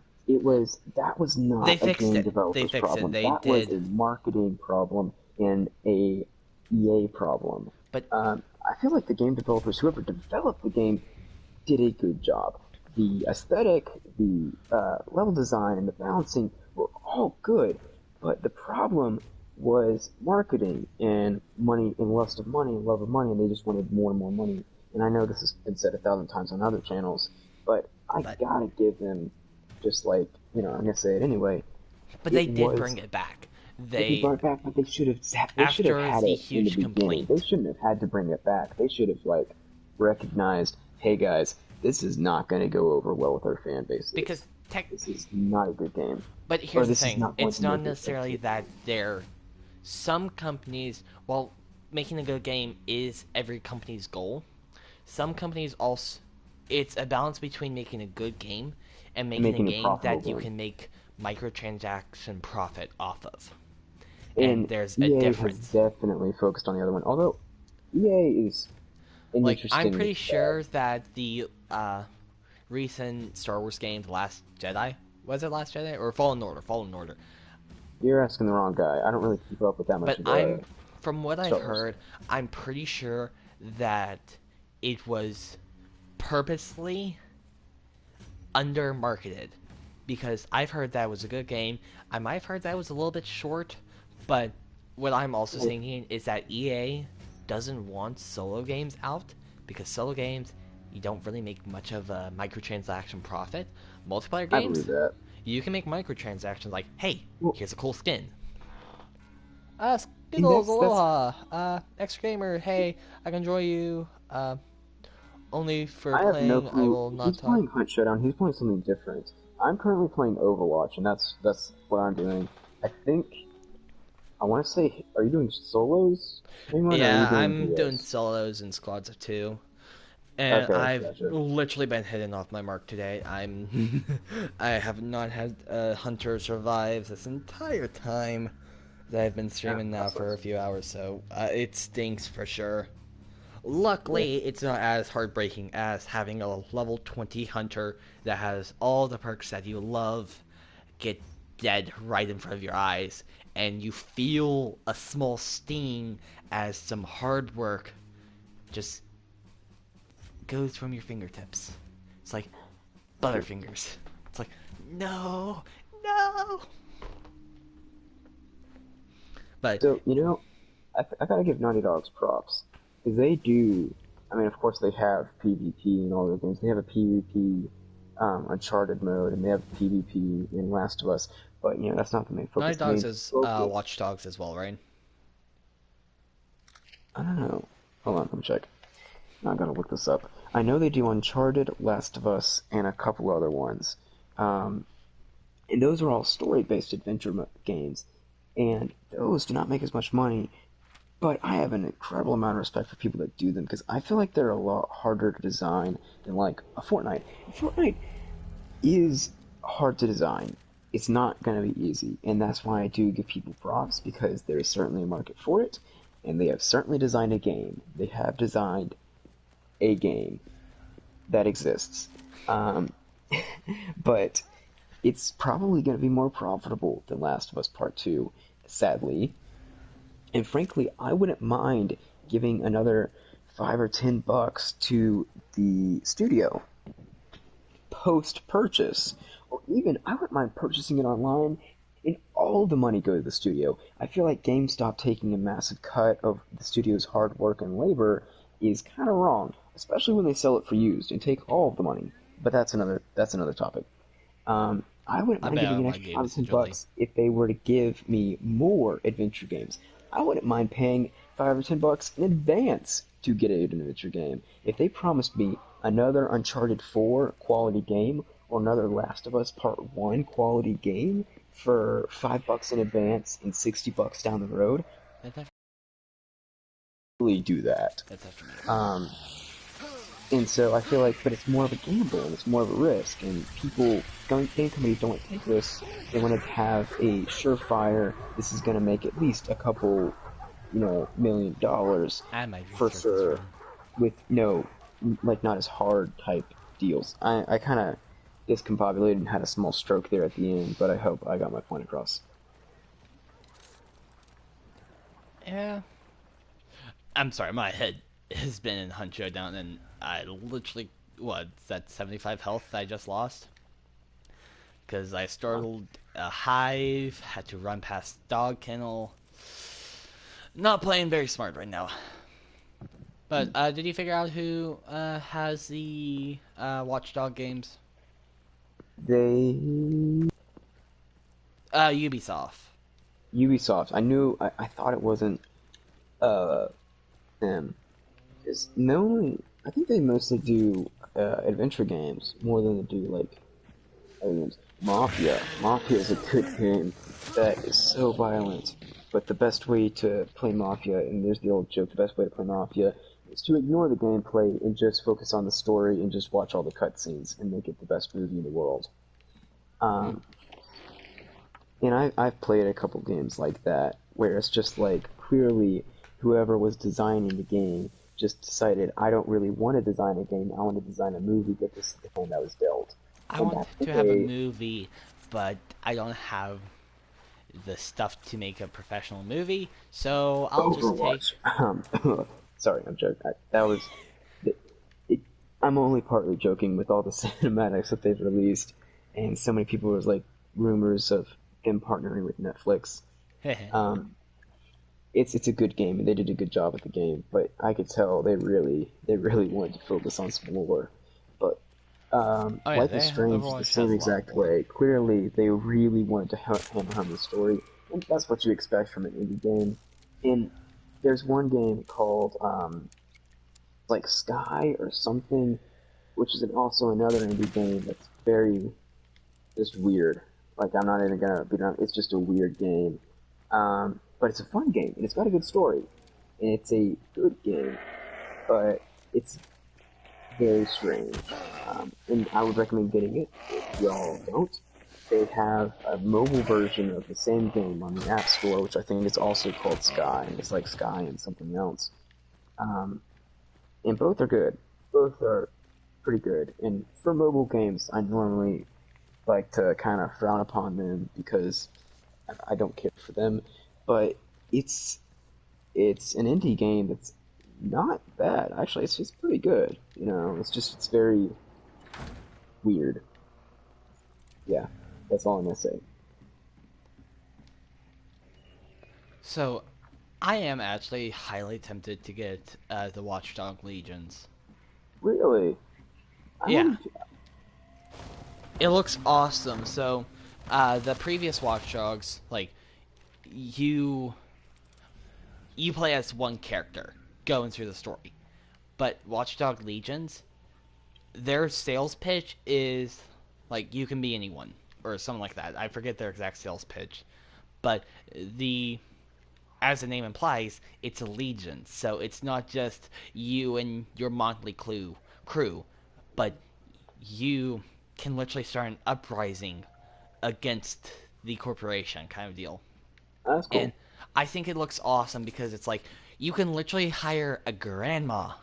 You can get a grandma in your team to fight. You can get an elderly grandmother to be on your team. alongside like hackers, like total muscle people, that kind of stuff. You can have a grandmother just sitting there That's fighting pretty against the funny. corporation. It's hilarious, and I think that's awesome because it's like, from what I've seen, I've also seen some more recent stuff, and it's like you can attempt to get one of the people who is on your enemy's team to join your side but still work for them. So on some missions, it can actually give you an advantage to be using that operator because like you can get into a space that no one else can easily get into, like a heavily fortified fortress. A normal person you can't easily um, go into. You'll set off too many alarms. But that person has the advantage and stuff like that. It looks awesome. Um, So, wait, hold on. I forgot what I was gonna say. Also, another game that I've been watching recently, which I'm pretty tempted to get, is what is it? Okay, I have to look in my channel feed, my subscription feed now to find the name of it. Ghost of Tsushima. Oh, I think I've heard of that one. Um, It looks like an awesome game. it Um, doesn't look like a real game. So, really you know good what it is that I graphics was and like, pretty good fight mechanics. So I'm watching Christopher Odd play through it, and one quarrel that I have, not enough stealth. well, yeah, Because I like to I'm never take gonna my missions as stealth is the only way, but I mean, the samurai, you know, it's all about honor, and stabbing someone in the back is not an honorable way to do things. if it works, it works. Yeah. I have literally unleashed the floodgates. You know what I want to play? That I've been considering buying. Um, Uh, Final Fantasy VII remake. Pistol P I've said, I heard some got good that, I love it. reviews. Yeah. I've been watching it, and it looks awesome. Also, So, the reason why I did mention it is because like Pistol P followed me, or yeah, Pistol P followed me on PlayStation, and that's what his, at least if that was not his avatar, the Lord Sakurai, if I remember correctly. I've been watching it recently. I've watched like 20 episodes within the span of 2 days, really. Uh, not gonna lie. I might be saying his name wrong. I might be thinking of the wrong person. But I'm pretty sure that was his avatar. And so that made me think, that's a good game. I should mention that. Yep, it did is. y'all ever, like, when It's you were his name and kids, your avatar. did y'all ever remember when you were kids, like, okay, when we played Team Fortress 2, for some reason, maybe it was just my really stupid, like, middle school or whenever it was, probably a little earlier than that, self thought, man, them some good graphics, and then you look back on, like, when you play the game, Some you think, games have not aged well. no, like, not Last of Us, like, Team Fortress 2, I just remember it being better. I can't really explain it. I just remember it being better. And it was just like, wow, that is some potato quality graphics right there. Well, I mean, we're also in 2020 where graphics are pretty crisp. And we're on the We brink of PlayStation 5 as well, where they're about to get even crisper. And that's one of the reasons I thought about getting Final Fantasy VII. It's very different than the original, or so I've heard. At least I haven't actually played it, so I can't speak for it. But I tend to like the Final Fantasy games, and I have, I've kicked around getting it, picking it up. I don't know if anybody in the comments section has played it and can recommend it. I'm for it, because I'm actually trying to get more into the story games, and I'm also trying to finish up editing and making videos for the cooking channel. There's a vector right there this whole time. Which is a pain. Yeah, editing videos. Fun. Well, I actually yeah, had. that's right. You only do live streams, so I primarily do live streams. terror of. Well, you also did that. You did edit that one video. I Give you have props. You edited that one video. I've edited multiple videos. I've done lots of montages in the past. Plants I vs had. Zombies and Titanfall 2 montages. Oh, I remember those. Those were a while ago. Well, okay, so I used to use it was like Adobe Premiere or Adobe Photo, not Photo Editing, Video Editor. That was hell. It's such a good software to use. It's not cheap, but it's good. It was just like opening it up was like opening up a can of just rainbow explosions, a can of fireworks, and then trying to tell someone what each firework did or whatever. It was so much stuff. It was just like, wow, that's a lot. To where it took a while. It took a while to really kind of even just get a grip on it. Like, I still don't think I've mastered, quote unquote, mastered. I don't think I'm even halfway decent at Adobe Video or Adobe Premiere. And it's just like, whoa, that is, a lot. So I pretty much switched off of that, and I've been using InShot right now, which is like Android's, Chromebooks, crazy cousin-in-law that nobody really knows. Thank you. Okay, question. Should I go for the assassin where there are currently people fighting, or should I go to the butcher? Butcher. Don't go for people fighting. You're gonna see a bloodbath. Based on how my stream's been going, I definitely think I should go to the butcher because I'm not fight ready. I literally lost every single hunter I've had my hands on today. Yeah, things are not looking up. Wait, things looked up at one point? What? Nah, they looked slightly up and then they went back down. Also, what type of camera do you use? What do you mean? Like, oh, well, never mind, you're recording videos. Basically, I was trying to figure out a decent camera, because I'm using the Sony CyberShot, and the problem is, I need a decent microphone, but I'm broke. I considered kicking around getting the Snowball microphone, because it's like $30 at your local, micro center, but at the same time, it's kind of like, I don't know if I really want to invest that much money in any money in a microphone. Well, here's the thing. Cecil's being banished. Here's the thing. How long do you see yourself pursuing, like, YouTube or video stuff? Like, do you see yourself going to continue on, like, your channels? Or is it like, I tried it in high school and a little bit in college, but I don't want to pursue it anymore. Like, are you going to keep doing food videos for a bit? Or, like, for me, it would make sense if I do get, like, for me, I'm aiming to get a desktop. Hopefully relatively soon. And that's just YouTube, kind of a having logical... a desktop is just like, that's a good buy. But having a desktop is a good buy, but I'm also looking to upgrade from YouTube to Twitch for my streams. But the thing is, I would not let this channel go dormant, just kind of something that I have but don't post to anymore. I would still be posting stuff, primarily like part stream clips, kind of like Mishmash. I know that Mishmash is someone else's name of a thing, but kind of like that. The channel is Tio's Games, I think, or Tio Gaming or something like that. That's uncle in Spanish.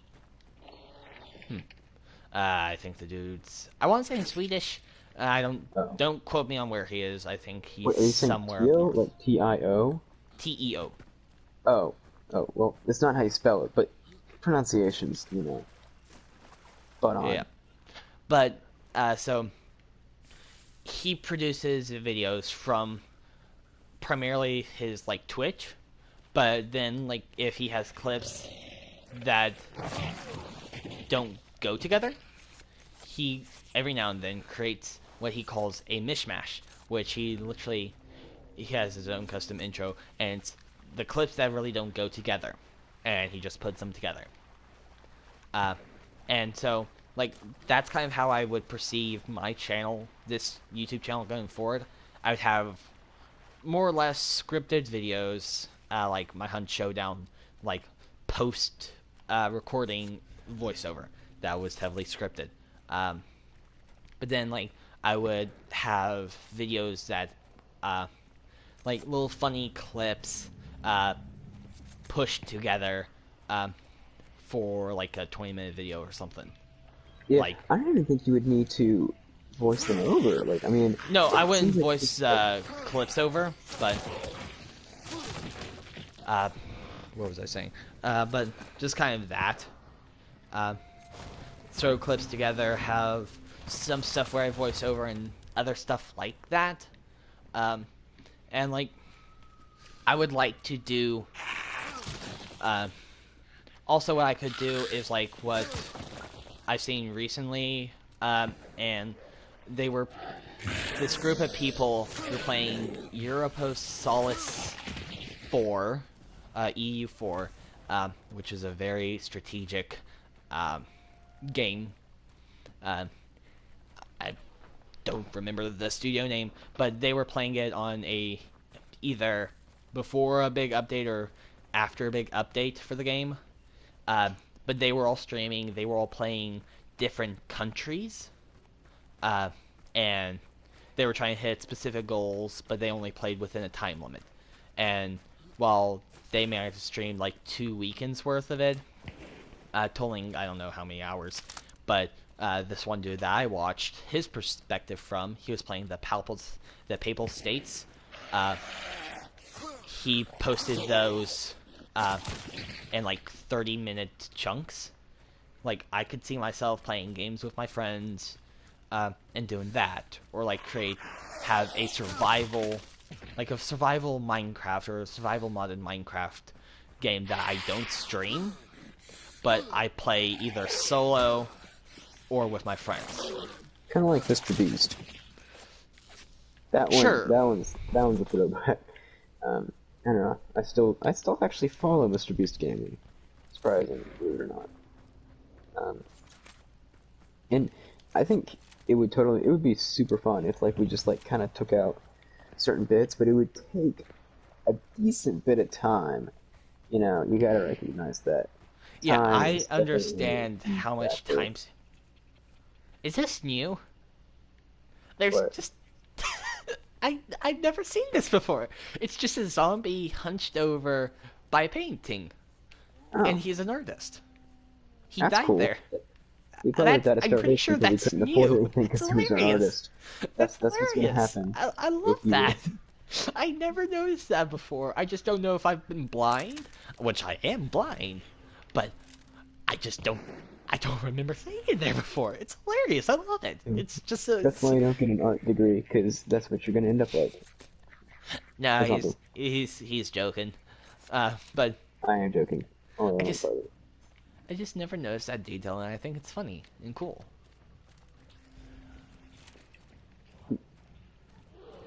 Also, by the way, I'm probably gonna die here again. Probably. I'm not very good at motivational speaking, but yeah. Well, I'm at the butcher's lair, and there are people there. I can't tell if it's one or two, but they have a decent gun. Is there a triple burst gun? I think the Automat has a triple burst variant.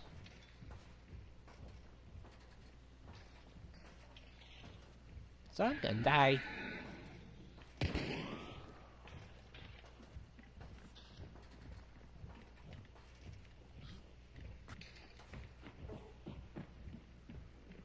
Second floor. So, you know what I'm kind of challenged with? Whether or not I should make a separate channel for cooking. Because currently my, Your current channel does have like a lot of... You started with DIY, then you went to have some car stuff. Yeah, and then, so that one video has 11,300 views. A little over that. Okay, so here's my opinion on it. If you're looking at the YouTube algorithm, sometimes they do not like if you change up your formatting. If you're a gaming channel and then go over to blogging, that kind of thing. They don't really like you switching it up. But I think you could also get away with kind of doing it. And if you're just doing it for fun, then you don't have to. I was an idiot. I didn't look down. Okay, But so another thing is, I probably, like, the people that subscribe to me right now probably focused on cars. Also, C just said, so can you buy a good gun? In Hunt Showdown, yes. No. But yes? Yeah, you can buy good guns in Hunt Showdown. Wait, are you talking about with in-game currency, or are you talking about with real-life money? In-game currency. The only thing that real-life money gets you is cosmetic. It's cosmetics, yeah. You can buy a good game with in-game currency, but you can't pay for power in the game. Correct. You cannot pay for power. And, like, literally all it is, the cosmetic gun skins, just that. They're purely cosmetic. They're just a fancy glow to a gun. But you can buy pretty powerful guns once you get up there. Like, there's one gun called the Bomb Lance, and literally shoots pretty much a rocket. And it's a beast of a melee weapon. So, also, you gotta remember, it's not very forgiving. So once your character dies, it loses all of its stuff. Yes. That's not to say you can't get. Not to say it's like you're screwed. It's like, oh, now I can never get up there again. I mean, you can totally get back up to that kind of level if you're willing to put a couple hours in. But yeah, well, you can't, okay, so you can power. actually start off, like, if this character dies, I can literally buy his loadout again, because I have that much currency. Yep, and it's but you really can't do it easy with to. real money. I can't say, hey, I have got $5 or pounds if you're pretty much, or euros if you're pretty much anyone else, or Canadian dollars if you really want to go there, and say, okay, now I can basically get money or basically get power. It's not like No, it's not. I was thinking of the game Star Wars Battlefront 2, because that's basically what I always think of when I think of pay to win. They changed it up. It got a lot better. They changed it up, and it got better, but I still returned it. Basically, You didn't give it enough time. I knew I it mean, was I gonna haven't get played better. it recently either. I kind of Yeah, stopped playing it after a while. I knew it was gonna Not get better. because I knew I still full own well. the game. But it's like, it's a matter of principle as well. It's like, okay, honestly. No, I'm going to extract. I see 2 bounty hunters, and I could try to squish them and get a really good round. But that's them with, what, is it 5 or 10 seconds max with, no, 5 seconds. 5 seconds with dark vision boost of 300 meters. They would totally see me exactly where I'm hiding. So, unless I draw them out, there's no way that I could beat them. Well, there's a way. If there's a will, there's a way. But right now, I do not have the will to do it. Nor the health. Why is it that whenever I get a triple kill, and I think I'm about to get play of the game, it's always some Torbjorn or Bastion that ends up getting it instead? Because you're not playing the awesome characters. Obviously, you have to one-up them and play playing Junkrat. Reaper is a fantastic character. Junkrat's better. Okay, that's one man. Actually, I can't really disagree because I'm also a Junkrat main. But I mean, Junkrat just fits me so well. He fits both. It fits a lot of people's playstyle, and he fits our personality pretty well. Craziness. He fits my playstyle and personality. The only problem is you're not an Aussie. Yeah, that's the only problem. I'm not an Aussie. But hey, I can say Razor Blades pretty nicely. Okay, get this. I didn't realize this. If you speak Spanish, English, and French, you speak the language of like 2/3 of the world. Yep. Like, okay, all of Latin America and South America, except for Brazil, because, why not be different? They speak Spanish. And then the majority of people in Africa either speak English or French as well as their own dialect. They have their own dialect, but then they have that as a second language. And so, yeah, it's kind of like, oh, okay, these 3 languages somehow became the 3 dominant languages. Well, not somehow, we know full well, but we're not going to talk about that. Okay, so that was actually a semi-successful game I had. This hunter is brand spanking new, and I got 7 levels, 7 full levels, almost an 8th level. from one game, didn't get any player kills, got a lot of zombie kills, found a decent amount of clues, and successfully extracted. If I got a player kill or a bounty, that would have been better, but count your each survival is a victory. Live to die another day. This is a hard game. It hurts a lot.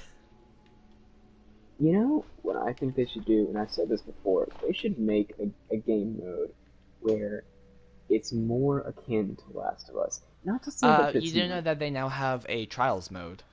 Really? What's that do? So you can free explore the map, and at each named location, there are a set of challenges to do. And let me actually go to it so I can tell you which challenges are at each one. And so, right now, so Stillwater Bayou is the only one with challenges. Lawson Delta doesn't have its challenges yet. And you can actually take some of the total stars that you get for completing challenges and get legendary weapons, which, by the way, just cosmetic. But so, for example, Stillwater Bayou at the Cypress Huts, you can just explore it, and you can do a challenge called the Fool's Honor. It's a sniper trial. Your goal for easy difficulty: kill 10 enemies in 4 minutes. For medium, headshot 15 enemies and kill 2 immolators. And for hard, kill 20 enemies, no enemies dies by fire, and 2 headshot immolators. And immolators are so hard to kill. Then you also have, let's see, where is it? Devon Ranch. And its trial is called Riding the Line. It's a time trial, and what you do is complete all checkpoints. Time per checkpoint is 13 seconds, and allowed checkpoints missed is 5. For medium, your allowed checkpoints go down to missing only 2, and you have to kill 5 hides. And for hard, you have to avoid taking damage, kill 10 hives, and miss no checkpoints. And then, where is it? There's one more. Where is it? And it's called, for example, at Alice Farms, it's called Hive Brood. It's a wave trial. For easy, kill and banish 4 hives. Kill and banish 8 hives. Oh, for easy, kill and banish 4 hives in 5 minutes. For medium, 8 hives, avoid poison damage. And then, for hard, avoid all damage, or any damage. So, those are the kind of trials. The unfortunate thing, it's solo, but this is actually a really good thing if you want to explore the map. So, like, where are good camping spots when you play multiplayer. And it will give you stuff. How do I get to the rewards? So, after you get 2 of the stars, you get 5 vitality shots. Full vitality shots. When you get 4 stars, you get 50 blood bonds, which are the currency that you can also get by paying. It's also a rare currency that you get by challenges as well. 6, you get 5 big dynamite bundles, which are pretty high down the line of the dynamite chain. At 20, you get the Tartfui. I don't know if I'm saying that right or pronouncing it right. And it's a special legendary skin for the Spectre 1882 bayonet. And then the final one for now, once you get 45 stars, you get the Cold Whiner. Or Cord Whiner. I don't know how you say that. And it's a legendary skin for the Nagant Officer Carbine. So... Oh, what? You can get a Nitro? Oh, from 30, you get the Nitro. The Nitro is a beast, but it kills, but it's so loud. It has the loudest noise profile of the entire game. You can literally hear it 1,000 meters away. You know, we were talking about what it was like to live in the South earlier, and it's kind of funny. You know, I was with other people. Remember, I had a thing in my house, but you were somewhere else, out of state. Basically, we were talking about what it was like to live in the South, and I just recalled a time when I was at my grandparents' house, and there was a snake. Like, I was out fishing at the lake, and there was a snake, and instead of doing like normal things and avoiding the snake, I went up and I took a 20 gauge that was like behind the door or whatever, and just went out, shot the snake, and then cast my lure out and brought the snake back in with my lure.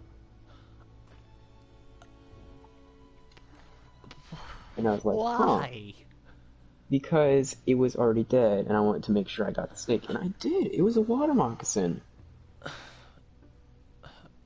Okay. And that's what it's like to grow up in the South. I guess you and I have very different Southern experiences. No, you know, I was primarily in Mississippi, which is a different, which is just a different experience. Mississippi and Louisiana are just kind of like different. Thankfully, I don't live there anymore because not exactly. Mississippi is not exactly, I would recommend, a place where anyone go. In fact, I would avoid it like the plague. Yeah. But, needless to say, if there was a zombie apocalypse, I feel pretty confident in my ability to survive in Mississippi, since the majority of people in Mississippi and Texas are armed. Yep. Also, Sparrow, if you're still watching, are we going to be able to see some art? Okay, so for the new people who are watching recently, which thank you so much for stopping by my channel and watching it. Yeah, we had like 7 people at one point. It was kind of crazy. Yeah, we had 7 people, and a good amount of those I don't know personally. So there are a few familiar faces on my channel, which are friends I know personally, like Sparrow and Skittles. There's one that's currently named Skittles Target. He's someone I play with that I call Mini Egg. There's a few other familiar names in the channel. We're all in a Discord server, so that's why he's chanting for Sparrow to unleash art. Yes. Because Sparrow is a good artist. She's a very good artist. Don't let her tell you otherwise. Like, among the top 3 artists that I know. Well, I guess, yeah. I'm trying to think here. I'm trying to think of how many artists I know. Mini Egg's a good artist, too. Like, that took me by surprise. I didn't realize, I had never seen any of his work. Yeah, he does good digital art. I've seen it.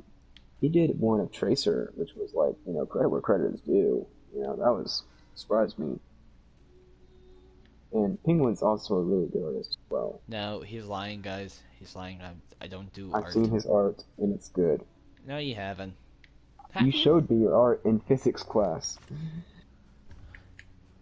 Oh, you mean of the Star Wars painting that I was doing just because...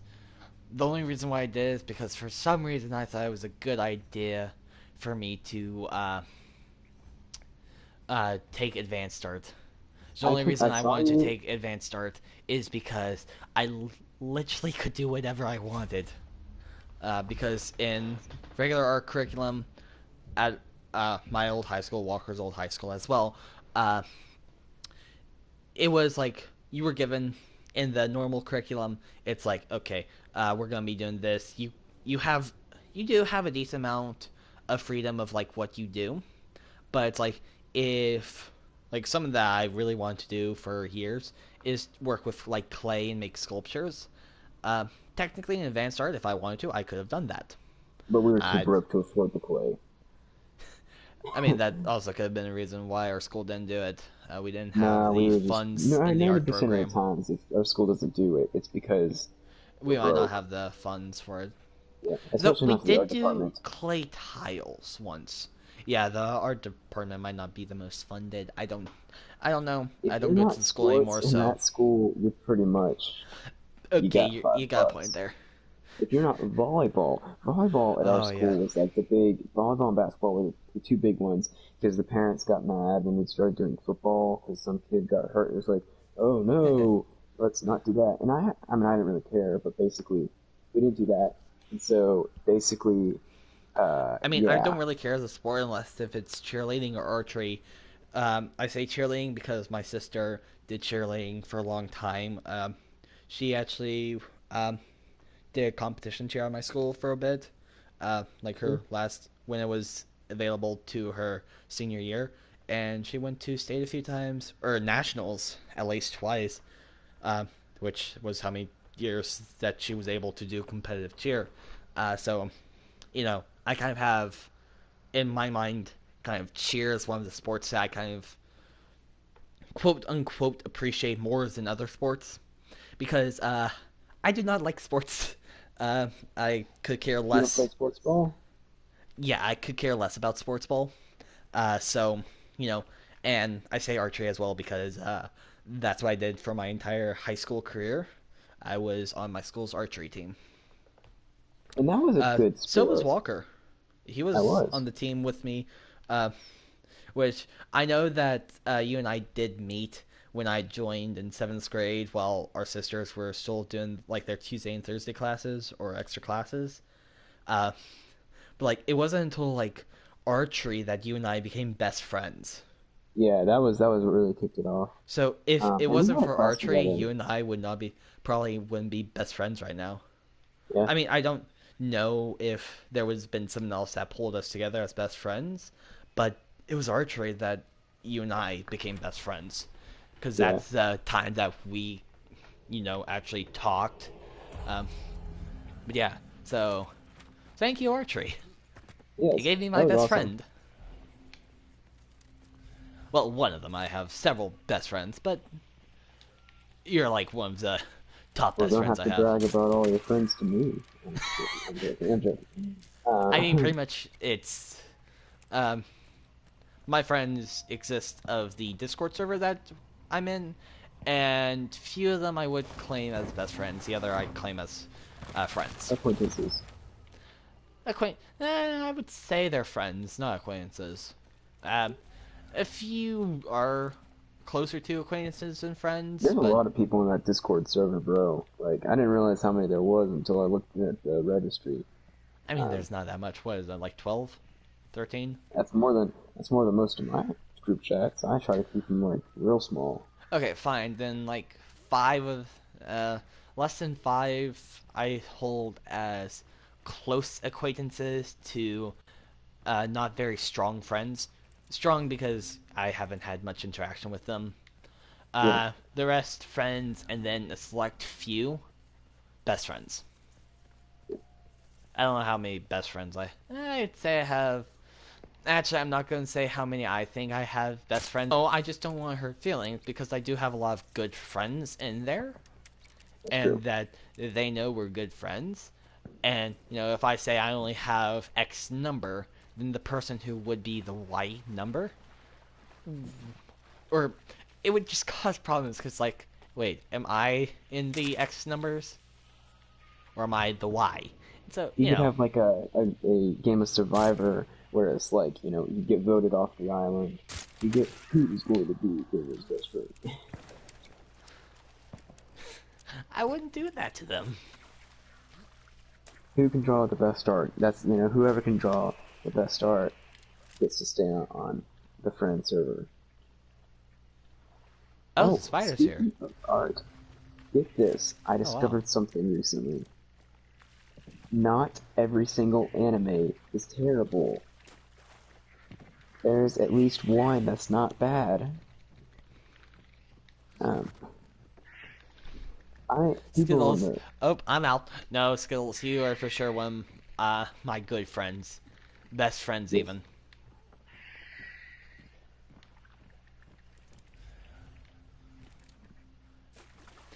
So we know that I at least have two best friends.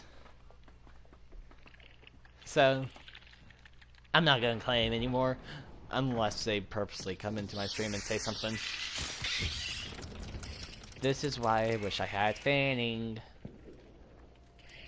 I accidentally bought an extra health point instead of fanning. I am frustrated now. The spider could be dead soon. Also, I hate this boss. He is Squirmfest. Just listen to his sound design and try not to squirm with me. So, where's evac? Ooh, wow, Sniper set evac. Ooh, Lovely. okay, so I had a really funny idea for a cookbook that I own. Okay. Okay, so there's this cookbook, really good one, that I was thinking about decorating like what's it called? Like the wizard books. Like the book of spells. What are those called again? Grimoire? Grimoires. Grimoires. Depending on where you're looking, it could be a grimoire, it could be a spell book, it could be whatever. Whatever. Like decorating like an old tiny spell book. Because it has like the appropriate size and everything, and I think it looks really cool. Yeah, that could be cool. Also, okay, Ali slash Skittles slash anyone else in the stream who's an artist, draw a picture of me as an anime person. I want to see what it would look like. Oh Please. Boy. Because I just figured out that anime isn't all terrible. Like, pretty recently, like just this past week. Well, the majority of anime, because people who know me know I'm really not a fan of anime. But there's at least Skill three. says she can't draw people. Okay, well that sucks. And I can't draw people either, nor do I even know how. I don't even have any references or anything for that. Just watch Avatar: The Last Airbender. Despite what Evan says, it is an anime. Yeah, it is an anime. Thank you. I really should watch it because it looks cool. I've seen a lot of stuff lately on TikTok. It is awesome. I have it on DVD. For like the 3 different books. Wait, where's your senior discount card? What? Oh yeah. I have it on DVD. I got it for Christmas, and then if that doesn't qualify me for a senior discount card, I have Pokemon Sapphire on Game Boy Advanced, as well as an original Game Boy in my closet. Oh wow. Yep. No, Skittles. You don't. I've seen your art, Skittles, and it's awesome. It is good. So stop with that negativity. I've also seen your photos. When I get back from my trip to my grandparents, I will come to your house and give you all the positive vibes you need. And by all of it, I mean all of it. I will literally bring the entire Discord server to your house. We will all pile up in my car. It'll become a clown car, even though it's not a clown car size. But we'll all pile up in my car. Oh, trust me, it'll be a clown car. Oh yeah, because of all the funny characters in there. My humor is, next level. Anyway, yeah, we shall do it. Nope, I'll move away. You don't have time. Do you know how hard it is to sell a house on the market? Do you know how hard it is? It's never been better. Actually, no, that's a lie. It's been pretty bad. It's really crappy. Bad time to sell. But I think my aunt and uncle were actually able to, they got their house close to the start of the pandemic kind of deal. Well, okay, so our market you don't need to sell, you just need to was already pretty booming. Yeah. The state that we live in and the other markets have a really good housing market, but pandemic also kind of threw a wrench in the systems. So it's like, oh yeah, that happened. Also, I was going to say something. Oh yes, So, would you like to know Walker's Guide to Being an Extrovert for Introverts, particularly introverted artists? Where was he? Where? Where? Who's behind you? He... Was he in a duo? Because I know I was shot from that house, I think. Oh, wow. He's Prestige 0 like me. Okay, so here's how introverts become extroverts, especially if you're an artist. He doesn't know, guys. He doesn't know. He's an extrovert. The rest of the Step people on one. the group chat that he's in with me and my other friends, we're all introverts. There are some people who are ambiverts and some who are lean more towards extrovert, but the most of us are introverts. Me and Skittles are an extrovert. Me and her are the most. Oh, okay. There's Callie could be considered an extrovert. Let's lean to the safe side and say Callie's an ambivert. We know Mini Egg's an ambivert. Mini Egg's brother. I'd say he's probably more of an ambivert as well. And you see, I'm not saying extrovert. I'm saying ambivert because I do not know as well, and so saying ambivert is better than calling someone an extrovert. If they're an introvert, saying ambivert is a little bit better. Walker for sure is extrovert. You can be an extrovert. You can have. We don't want to be an extrovert. You can have the abilities to speak at parties and not get awkward. You can enjoy people's companies and not be longing for the day that you can just go home and play Nintendo Switch for a couple hours and play Animal Crossing. And here's the secret. Step 1. Enjoy being around people. Step 2. Post your art online and feel really confident about it, and don't second guess yourself. Just know that it's good. And if you can't tell, guys, he's a joker. He's a funny dude. Step 3. Just start going outside more. That's pretty much it, yeah. And last but certainly not least. And doctor. Well, no, I could be a therapist. I would be a terrible therapist. I'm sorry, I just can't deal with all the pressure. Had you tried just dealing with it? What if you just started to be an extrovert? What if you just stopped being the way that you are? Is that an option? Yeah, I'm pretty sure if you say that to anyone, yeah, that won't go over well. Hey, it works for some things like speech impediments. Back when I was younger, I had a speech impediment. I remember my brilliant 3rd grade English teacher. Just, oh my word, she was a scholar. One time, when I was reading in class, and I mispronounced a word due to my physical deformity, she said, "Hey Walker, stop goofing around and pronounce it correctly." It didn't help, but I could tell that she knew what she was doing. Little do people know, that's why I have a deep-rooted fear of reading in front of publics. Although I am very much an extrovert, I cannot stand reading out loud in front of people, because as a kid, when I would get called on to read in class and I just couldn't, they would make jokes about me being illiterate. Even though I had an above average reading level, I just, yeah.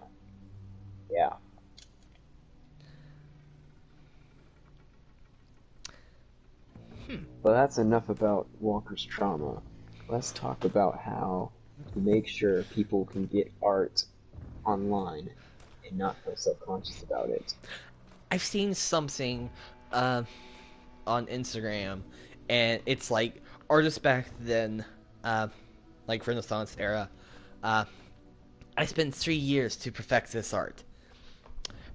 People today, I haven't posted anything in three days. They're gonna think I'm dead. Yes, I've seen that. It was like Leonardo da Vinci's Mona Lisa. Mm-hmm. And that is extremely true, but I don't care. I want more art. Oh boy. I want at least one art pick per week. Skittles already done that. Skittles, you're off the hook for this week. You're given Wait, an hold art on. Does pick. she have an art account? Oh, no, on the Discord server. Oh, that's right. I thought you meant like Instagram. Yeah, Skittles, you're off the hook with them.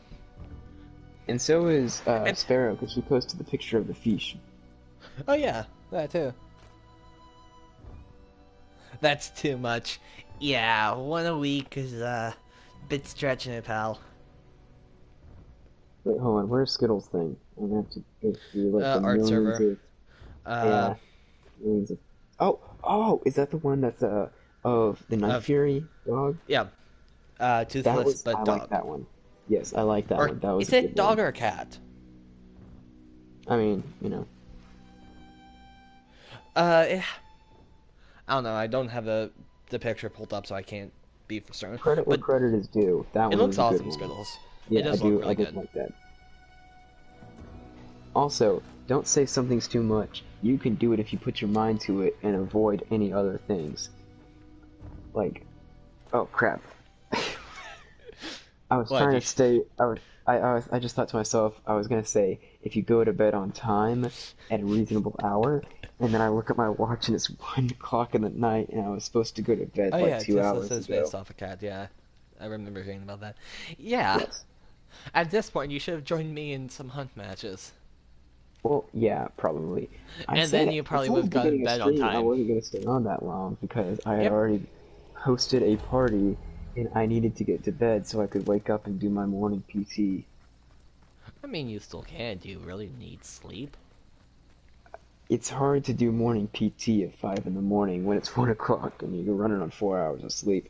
Although the bright side is, there's like nobody at the gym at 5 in the morning. Yeah, that's really good. Yeah. Also, well, there's some people at the gym. Normally they're police officers and like firemen and other people that get up at some unholy hour of the morning. Skittles target. No one needs to sleep. Exactly, Mini Egg. That's what I What was is using. sleep? Okay.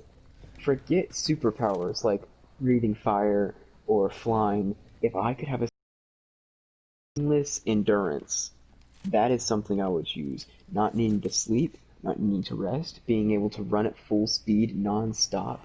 Dude, that would be so awesome. Think about it. You could game for hours and never have to stop. And then, I mean, I already can. okay, but it would be healthy for you and you wouldn't, like, be detrimental to your physical and mental well-beings. It's not. Oh, crap. It is, well, yeah. And think about it. Not only that, but you could do so many other cool things like learn a new language, or learn how to code, or use Unity more. Well, I guess technically we could do that now since we're at quarantine and we really don't have anything else to do. But I whiffed so many headshots on that hive. It's not even funny. One time I shot below, one time I shot too high, one time I shot behind, just by an inch. And then finally, the last shot I took was a body shot, which then I needed to put 4 more bullets in her. And there are 2 meatheads at this location. Whoop-de-doo. Also, there are 8 people watching. Thank you guys so much. This is the most I've had on a live stream, and I just want to say thank you so much. It means a lot to me. What is sleep? Yeah, it really does mean a lot to me that you guys are watching.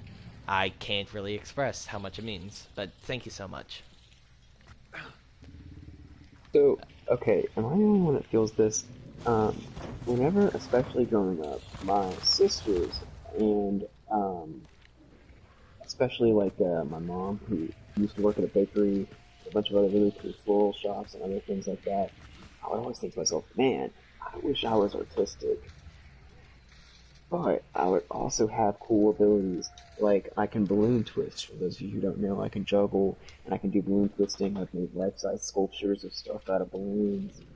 I've made hummingbirds out of balloons, and I made flowers and all this cool stuff, and I thought, man, I wish I was artistic. Because for me, I always pictured artistic being drawing, and sketching, and painting, and I never thought, yo, sculpting is art. And cooking is art. It is. Also, thank you, Skittles. You're too kind. And also, mini egg. That's awesome. What do you say?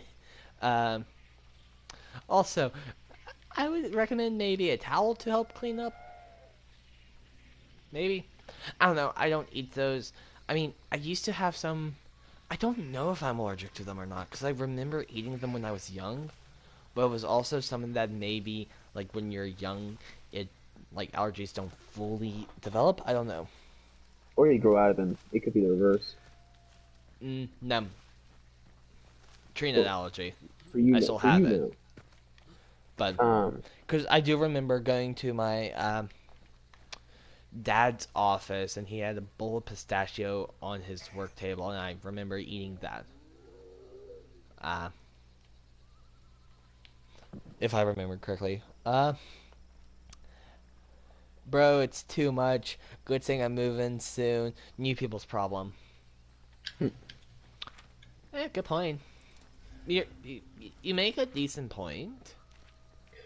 So wait, did you ever outgrow allergies? Like I used to be allergic to cats until, I just like stopped being allergic to cats. I Just like I wouldn't used to know have a yet. speech impediment and I used to be asthmatic until I just like stopped. Well, speech impediment being speech therapy, but same thing.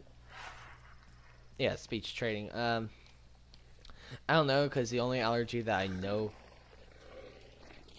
I'm dead. Oh, that sucks. Wait, I dead say I'm inside or dead dead in the because, game? 2 hounds on my tail. Ladder, please, please. Safety! Sanctuary! Sanctuary!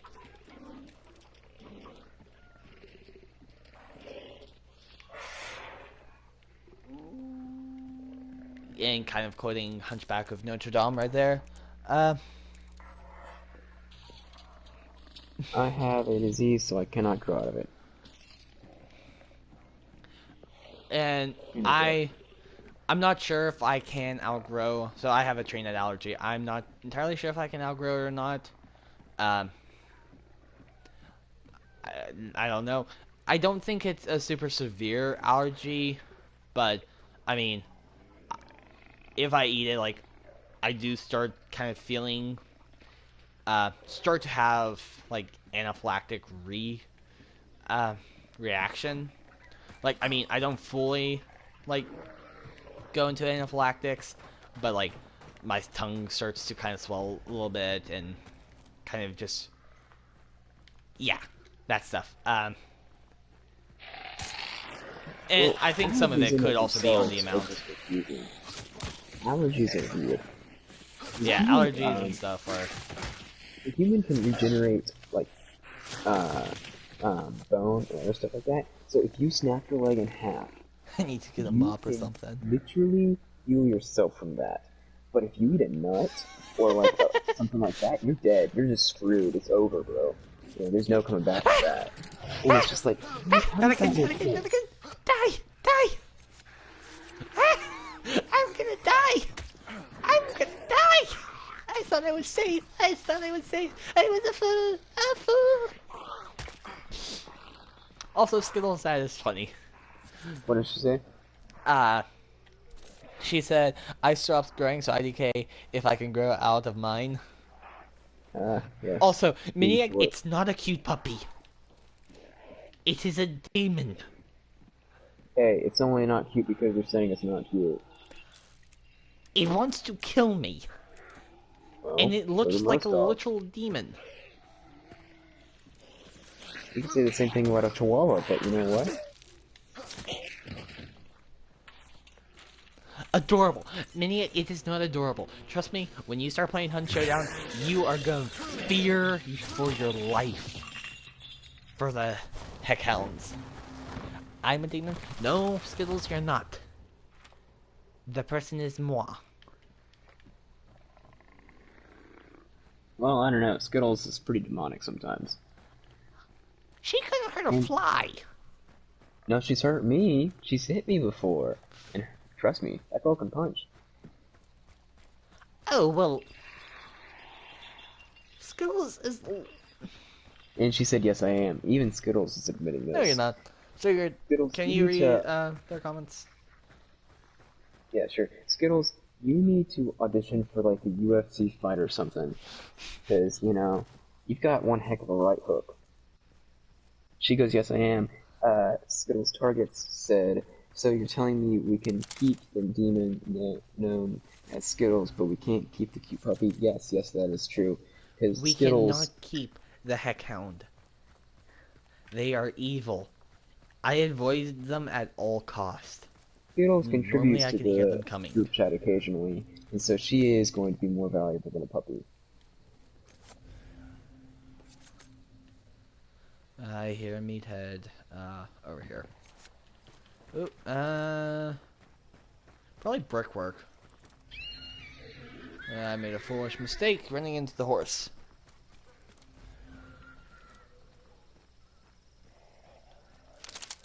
Oh, kennel. I should be safe, right? Dogs are pretty amazing. Last words. I should be safe. Oh, hello, bunch of fire zombies. And I pull out a med kit.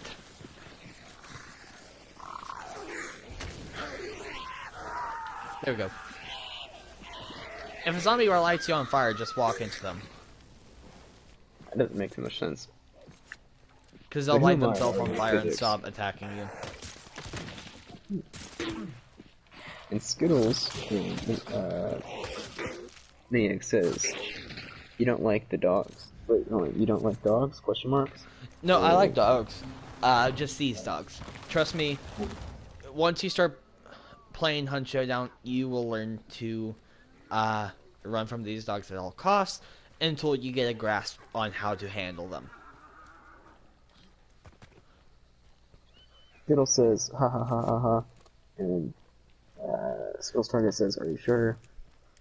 This dog's pretty amazing. She goes, no, not really. You like dogs. And Skittles says, I think we should get a dog.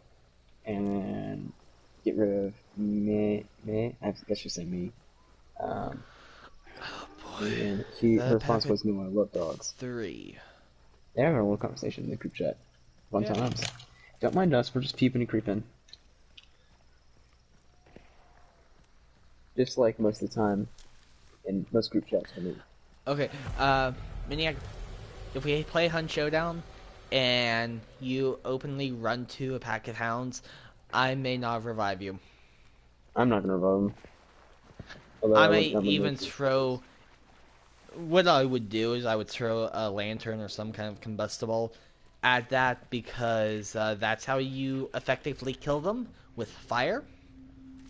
That is the best efficient way to kill a pack, is light them on fire. And so if you are down in the center, you are going to be lit on fire, and once you are on fire as a downed, your time on the ground gets expedited exponentially.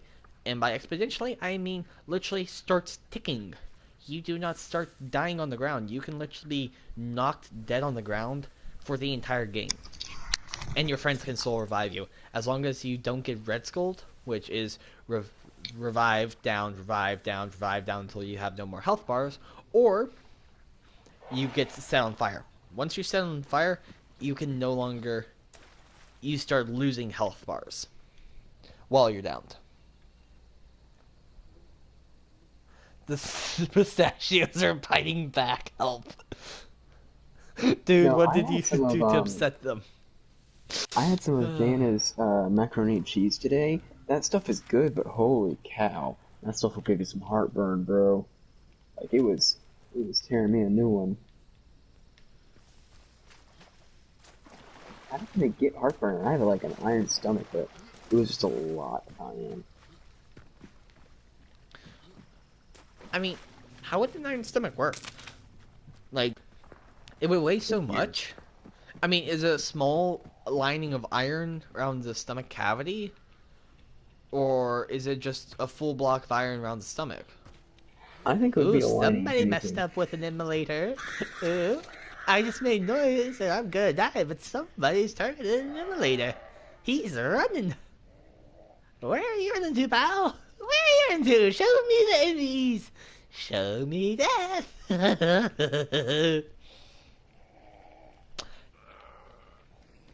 Are you after me, good sir? Good sir? Bobby? No. Ooh, Good. it's 1 o'clock. Get this, Planet Fitness is doing 24 hours again. At least the ones in my house are. Oh, nice. I know, I can't wait. It's like finally I can go work out at some crazy hours in the morning. I just killed that immolator.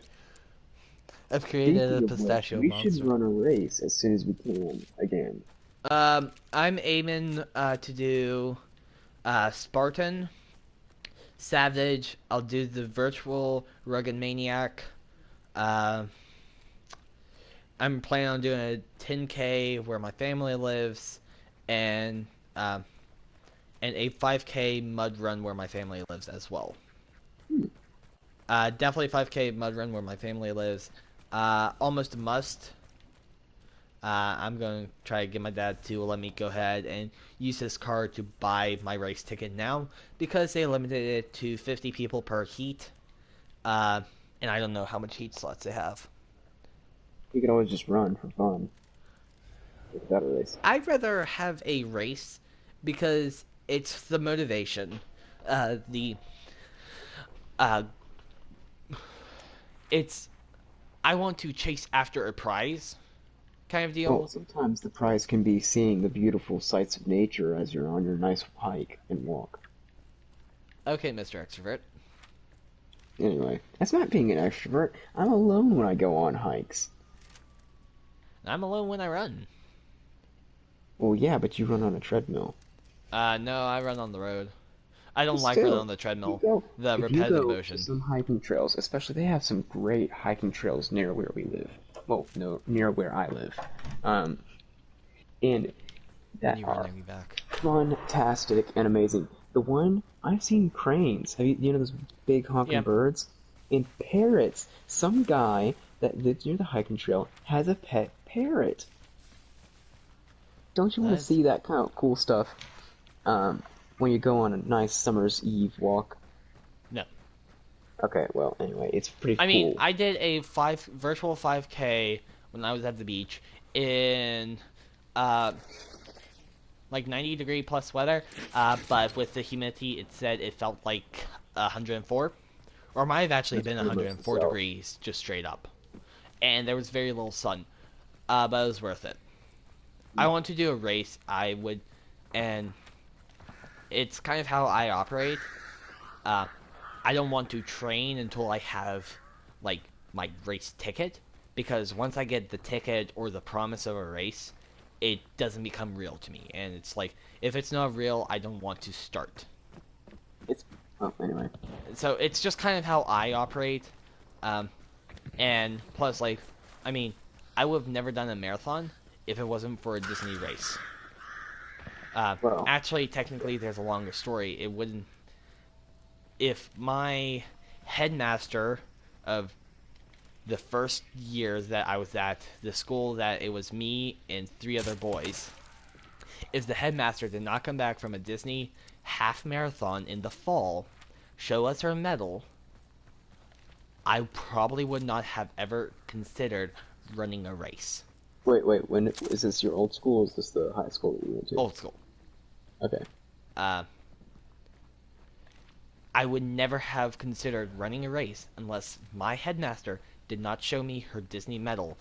I believe it was a half marathon, and the medal was a Tower of Terror themed medal that you could literally like spring back and push up and down kind of deal, like a Tower of Terror would do. But I would never have considered it if it wasn't for her. And because of that, I decided that I wanted to do a marathon. And, I mean, technically, that was back in, like 6th grade. And I didn't do the marathon until this January. And I didn't get the idea of it until, like, 18? February of 2018 is when I didn't start even considering it. So, that to say that technically I'm not necessarily running the race because I want to run the race. I'm more than likely you'll convince me to run a race. If one, it's a race, or two, if I get a medal. So, I mean, because, I mean, if I'm not into it, that's sometimes how you have to get some people into doing races and stuff like that. You have to coax them with a prize. Like carrot. Yeah, carrot and... Yeah, like a carrot. Well, like carrot and the stick. There's the expression carrot and the stick. Well, technically it's not carrot and the stick because it's like... I mean, technically you could Carrot say the that stick. them doing... Well, I mean, it's like, if you're not coaxing... It's like, if they have no reason to run, like, what are you going to do? Say, I'm no longer your friend? Wait, Like, what? Carrot or stick means that there's a punishment if they do not do the thing. If they don't go after the carrot, then they get a stick. No, carrot and stick I thought always meant, like, you could either, like, choose It's to use reward a or carrot. punishment. You could, yeah, it's like reward or punishment, but I always thought that meant, like, you can choose to use the stick, like, saying you're forcing people to do this or else, or you could choose the other option, which would be a carrot, which was like, anyway, never mind. But so, I mean, for people who probably wouldn't be running races, if, like, for me, I probably wouldn't be into races if I didn't get the idea that I wanted a medal, because my headmaster showed us the medal, and it's like, that's easier than anything I've done to try to get a medal. Because at that point, I was in Taekwondo, and so I was competing in tournaments. And form tournaments, it was iffy on. I could win. Sometimes I could get gold. As long as I wasn't the first person, I could sometimes get a medal in the form. 9 times out, half the time I say I could probably get a medal in sparring and sometimes a medal in board breaking. But, like, it's like a whole different thing. It's like, if I want a medal, there's a lot of work. And for some reason, my, what was it, like 6th grade mind, it's like, or 5th grade mind, I guess. It's like, oh, that's not that bad. Going a certain amount of distance. I mean, sure, it could take a bit, but I could work towards it. Task there, bro. I know, but this was also like, we're talking about a 5th grader here. This was 5th grade me. I was an idiot. Okay. No, I wasn't an idiot. It's just I wasn't wise in the ways of things. I so was like, an idiot. Like I, like kind of had a glazed vision and kind of deal, but like that's kind of what ran through my mind. It's like, this is something I'm gonna say quote unquote easy thing that I could do to easily get a medal. Because like in other sports I've done, it's like me against the person and only one of us can get a medal. But running, as long as you finish, you get a medal. You get a medal. So, you get a medal. Everybody and so gets that's a medal. What coaxed me into doing it. And, if it wasn't for that, I probably would have never done a race. I probably wouldn't have gone into mud runs. I mean, if you look at me when I was a kid versus me now, like when I was a kid, I didn't like to get dirty. I still don't prefer to get dirty, but I mean, a mud run, it's unavoidable. You will get muddy in a mud run.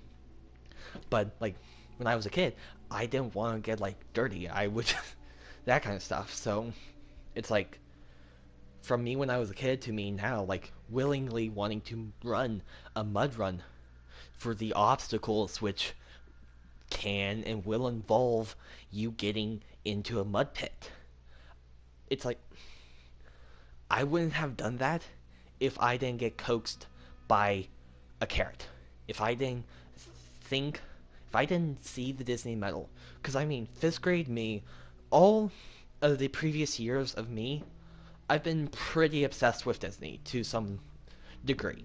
I'm a big Disney. Obsessed with Disney. I'm a Disney fanatic, but like definitely back then, it's like all that I would think about almost. And so it's like Disney medal, something that's easy, Disney, or a medal that's relatively easy to obtain. Easy being in quotation marks because it is a lot of work, but a medal which could be easy for me to obtain or doable, and being at Disney. Both things combined was like the perfect storm. If it wasn't for that, I would have not gone into like mud runs and running.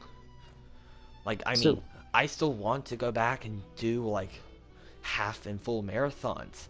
I know now that I've done it, I know what it takes. And not to say I'm kind of cautious about exactly how much I truly need to put in, but it's like I gotta definitely step up for if I tackle a marathon again. I gotta step up my training tenfold, kind of deal. But I mean, would I do it again? Absolutely. Um, but so that kind of thing. It's like some people they need the motivation of some kind of prize. They need a motivation. Like they so want why a is metal such like a big deal? Like, I mean, I truthfully have never really cared. I grew up around upwards where it's like, oh yeah, this I thing. mean, I grew up on Upwards too, but I mean, pretty much when I was in Upwards, all I did was sit on the bench. They very rarely put me in, and I wasn't good. Um, No. but I don't know. For me, I really don't know. Um, especially trying to explain it now because this is freshman year of college me versus fifth grade me. Yeah, they're My, not that different. you I didn't mean, see me in fifth grade. You only saw me brief. You saw me a little bit in seventh grade, and then probably didn't stop seeing me starting ninth grade because we became best friends in ninth grade. yes. So you didn't you didn't really know the younger me.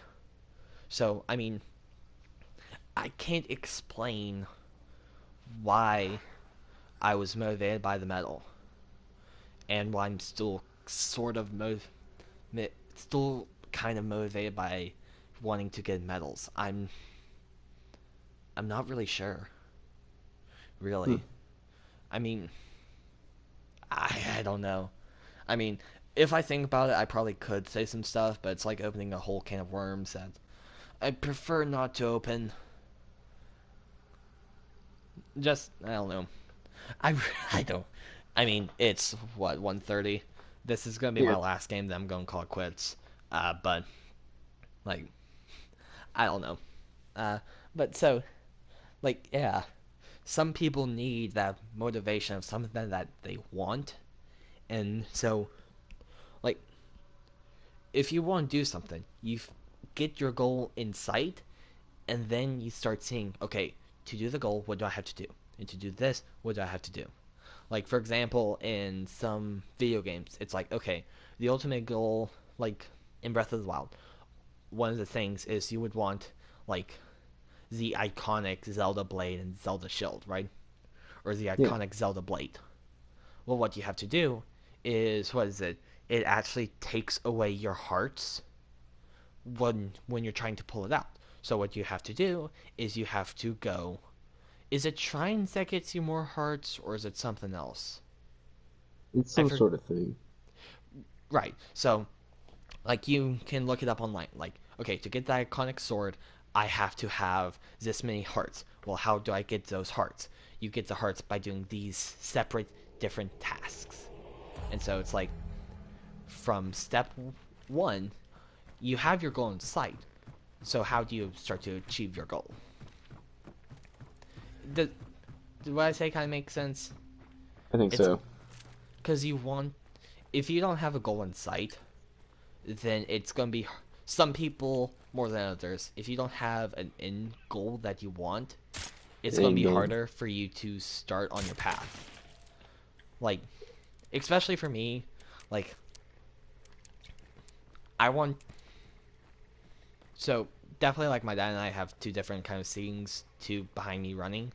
I want to run because I want to do races to even if it's like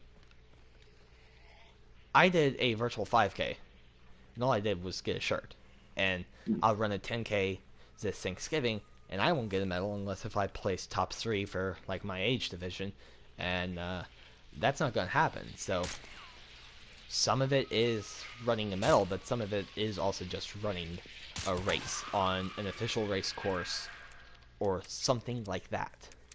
Um, but my dad sees that I should be running because I want to be in good health and to work out. And I mean, if Both I are were good in my motivations, in my mind, opinion. I don't want to have an arbitrary goal of trying to hit a certain weight or something like that, because it's like if you go on one off week, um, where like you're on a cruise or something and you're not you're not working out off on the cruise and you're probably eating desserts at every meal and that kind of stuff, and then you come back from your cruise and then you step on the scale and see that you're now not at your threshold that you wanted, that could be a big hit. And so it's like I don't want to strive after a goal that could or could not be diminished by that. I want, like, a medal is a tangible goal. It's something that I can work towards. It's something that I can get and hold, that I can say, look, I did it. Yeah. Going So that's kind of also where my head's at in that regards for like running races and that kind of stuff.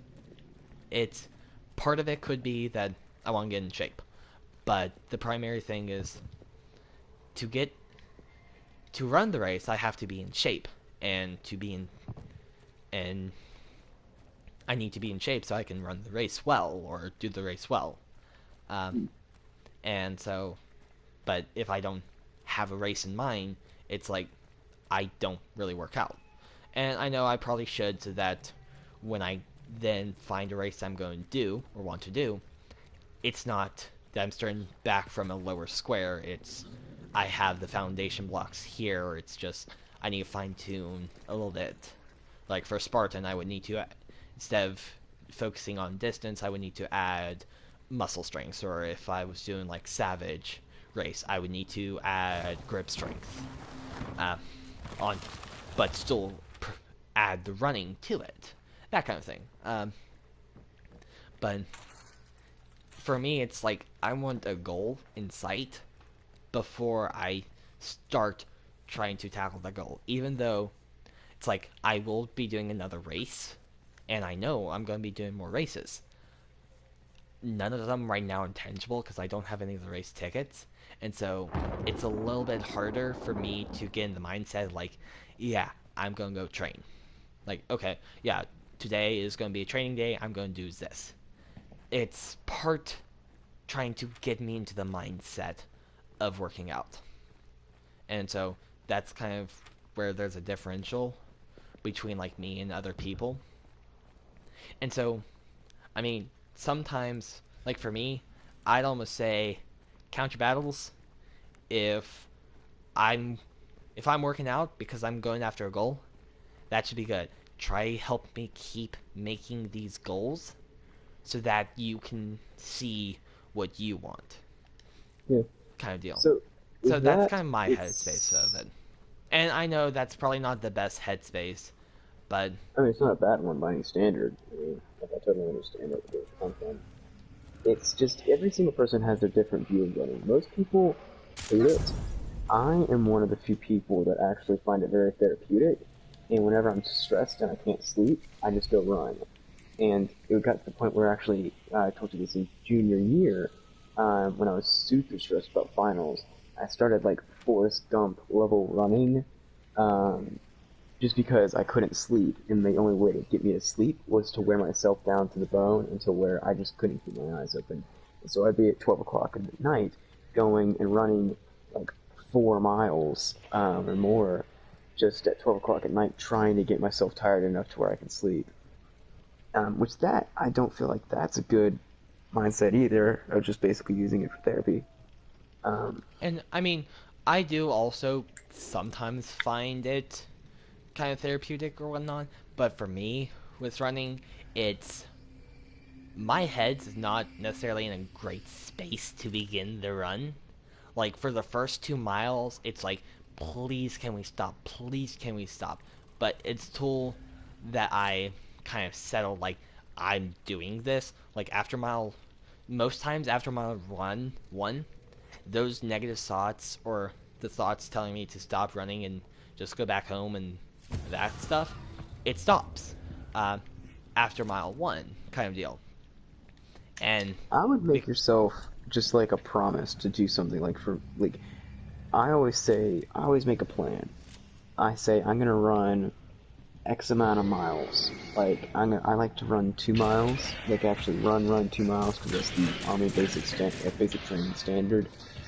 Is running 2 miles and doing like some push-ups and some sit-ups and a 2 mile run. Basically, that was always the PFT standard. And I did that today. But sometimes if I think it was Coach Cagle that said, make a goal for yourself and then go above it. Like if you say I'm going to do 2 miles, then do 2.5 miles. If you say I'm going to do 50 push-ups, then do 70 push-ups. Like today I said, you know what, I'm going to do the minimum basic standard training, which is what I'm trying to keep up, which is 54 push-ups. I said I'm going to do 54 push-ups, and then I got there and I felt, okay, I still have some energy in me, and I want to go above and beyond, so I decided to finish it up, and I did 100 push-ups instead. It's like, kind of like that, okay, I've already gotten to the point where I told myself I was going to go, but now you want to do more, and you want to, really push yourself and give you that drive. Yeah, I can see that, but for me, it's like, I'm not prone to working out, so any little thing that gets me to work out should be kind of like, that is good. Yeah.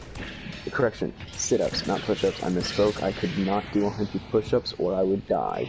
I did do push-ups, but I did not do 100. 100 would be some unholy number that I would not be successful in. So 100 sit-ups. I think I did like 40 or something push-ups. Not that much. Not that much yet. And it's all in preference. Like for me, I don't know. I like to say that at least I did something today. Like I can't stand doing nothing for many days. Like I think there's been a couple of days that I'll go through and I'll run through the campaign of a game or I'll watch a movie, but it's like I do not like just watching Netflix for an entire day.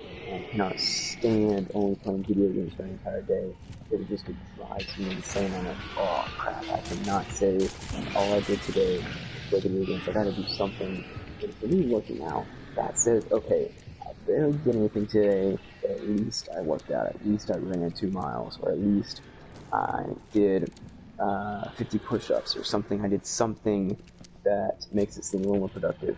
And then, the next thing would be cooking. That's one of the reasons I like cooking, is because it's like, okay, at least I can say I learned how to cook this. Mainly because I'm not very artistic, and it's pretty much the only thing that I... Hit me through the door. He shouldn't be in here. Sorry, go on. That's it. Yeah, that's basically it. It's like, I don't know, I hate feeling like you want unproductive. You want something to be productive. And that's so my working drive. out is your productivity. Yes, and not just working out, like anything really. Like sometimes it's just like, I feel so tired from doing nothing. It feels so weird to say, but when I work out, I feel more energized than if I do nothing. If I do nothing, I feel like, oh, I've been a slug.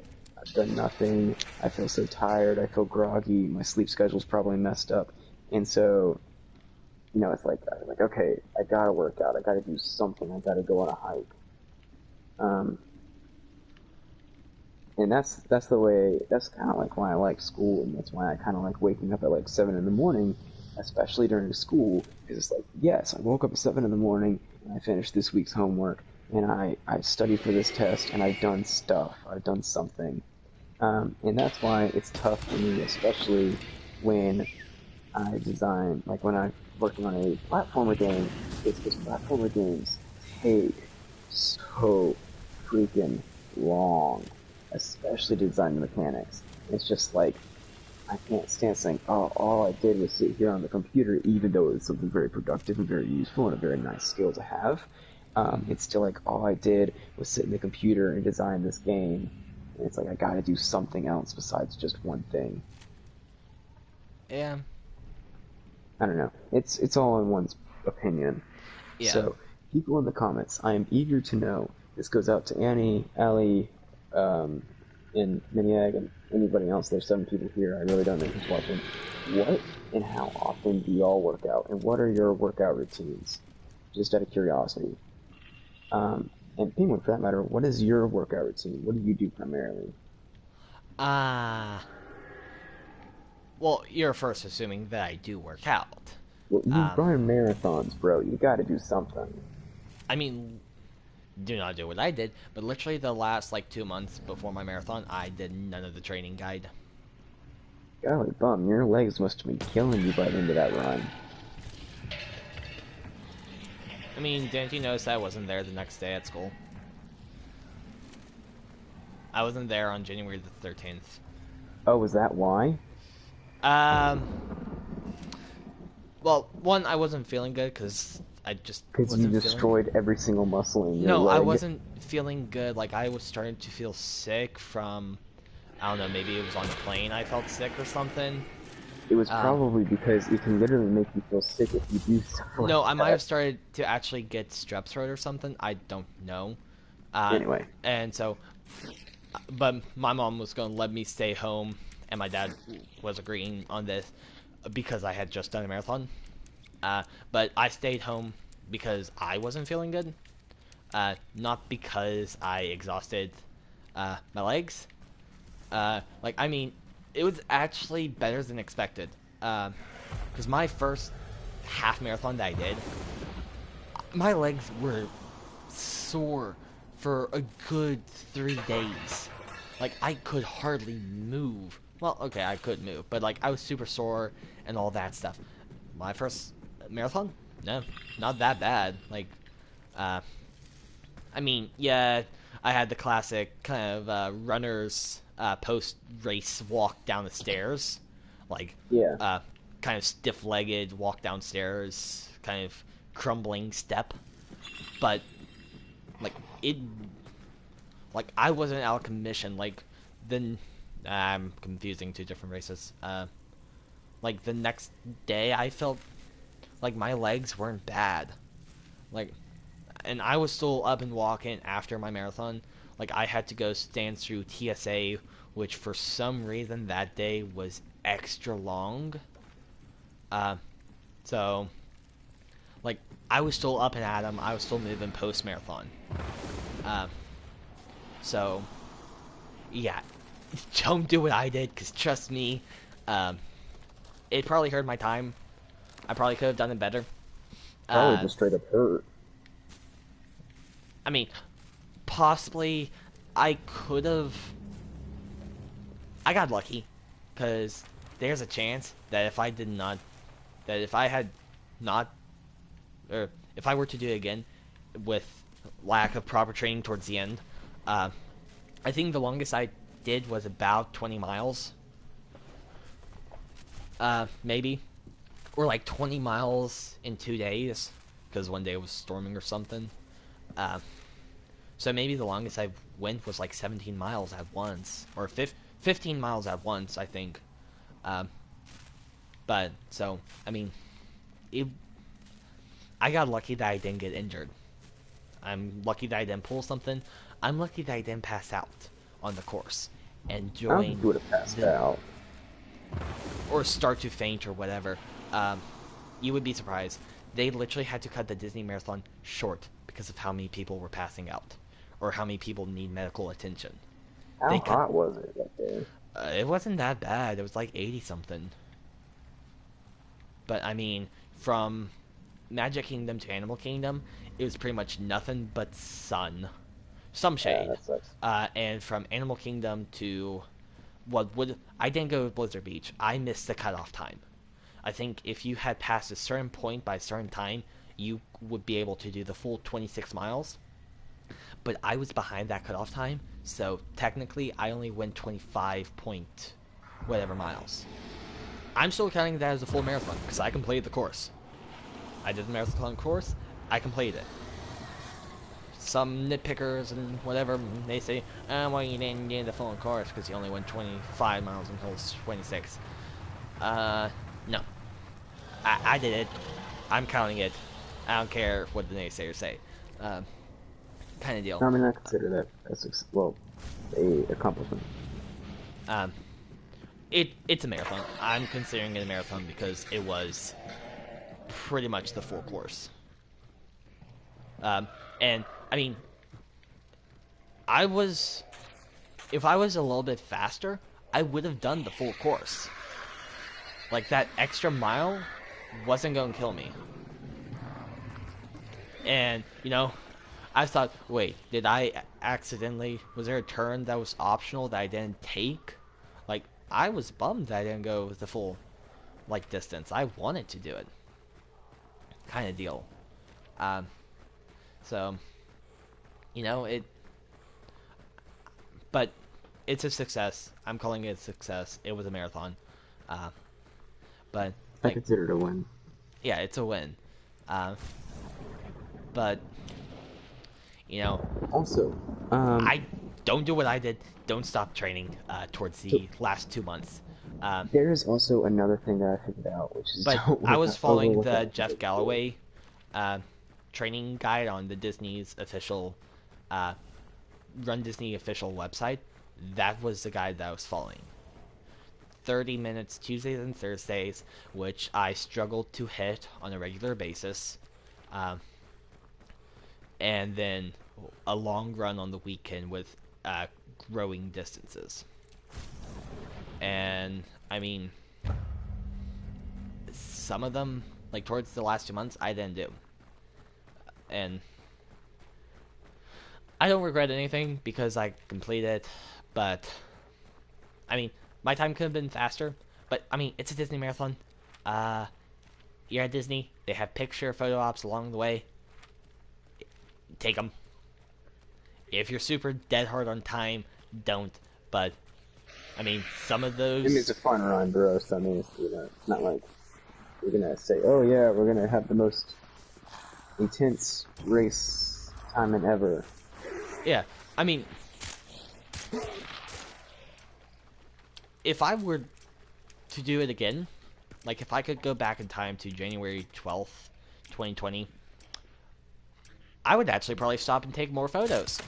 Because there's at least 2 photo ops at the beginning that I missed out on. And I did kind of want to take a picture with them, but it's like, it was the first 2 miles, and I was like, I shouldn't really turn around right now and go stand back in line. But I would totally do it. Knowing what I know now, I probably would have turned around and stood in line. Yeah. Once during the middle of a 10K that we did in, I want to say it was like in Atlanta, around that area. Basically, we stopped halfway through at a Trader Joe's and bought some cookies and ate them and then kept running. That one was a fun run. I don't know if you've ever heard of it. It's like it's one of the biggest races in America. Apparently, it's almost bigger than Boston Marathon. Is the Peachtree 10K, and people come from all over to go to it, and it's really cool. Yeah, I suggest you try and do it if you can. I don't know, but basically, yeah, and so it was cool. But I did do a mistake like what you were talking. Clean sweep banishment. I got successful clean sweep banishment. Finally. Last match of the game too. But also, here's something that I totally do again, and I don't think it really affected me in a negative way. But like my parentals, like my dad and like some other people aren't like the happiest I did. So you know those like goo shots that you can get at REI that are like little energy amino acids, caffeine, and sodium. Yeah, I had 13. I had 13 of those. Dolly, bum. I had 13 of those. One at every odd mile marker for the Disney Marathon. I had two when I ran a triathlon. What triathlon, like, which one? Because I am considering doing a super sprint triathlon. I need those are training. easy. Yeah, I'd totally do that. What type of bike do you have? None. Oh, well, you can probably just borrow one of mine. Well, I'm thinking of doing it where my family lives, if I can Nice. start training for it. I suggest there's a lot of local triathlons, especially in the sun. Well, there was a lot of local triathlons before Corona, and there still are quite a few. We have to adjust everything for Corona now. Yeah. Because, I mean, there was going to be a mud run that I was going to do on my birthday. Down for doing it. I'm probably not going to, like, quote-unquote, run it with you, like beside you, because normally in triathlons, and this happens, I don't know how your family does it, but with my family, when it comes to races, it's like, okay, everybody's on their own. Oh, I'm not talking about doing it actually with my family. I was talking about, like, me being the only person in my family doing it. Okay, well, still, I'll do it with you, because it'd be really fun. I mean, here's one thing. One of the biggest things that I like about running, I can listen to my music, and I'm pretty sure I've read up, and some triathlons, like the bigger ones, say no music. No headphones. You can't do that at a triathlon. You're doing no music at a triathlon. Yeah, so that's... I'm going to have to find a way around that. I mean, eventually I will, but... It's interesting. They do it because when you're running at a race, you can't... Okay, first off, you can't do it when you're swimming because, Headphones, yeah. When you are riding your bike or something, they don't want people to just be, like, completely zoned out because you are going pretty fast. Some of them are going pretty fast, and there's pretty packed areas. It might be different with Corona because they're going to spread people out more. And I've seen people get like a pair of AirPods or smaller headphones, kind of like the Beats ones that you have, and I've seen people put them in one ear and do it. But frankly, I've never had much of a problem because back when I trained, I did one, and it was only like 15 miles. Really not that bad. And I trained for 18. I think that's what I tried to go for, and that's what I do. When I go biking, I go 18 to 20 miles. And, it's really not that bad as far as a race, so I really need music. And I get, like, really deep into random thoughts, like, yo, what would it be like if I had superpowers? Well, one time, I thought of how cool it would be if, like, instead of houses, we had pillow forts. And we just do that. That's kind of the random places my mind goes during running and other such stuff. Wonderful places, I mean, for me, literally, definitely for the first few miles, my brain probably would tend towards negative, and I need the music to kind of shut that out. And kind of just, in general, I rely on music to get me through the race and to drown out my own thoughts and just to listen on the music and kind of sing along in my head to the music and have no other thoughts than the music and kind of basic, like, keep going forward, you're almost there, you're whatever, like, don't forget to take a drink, basic stuff.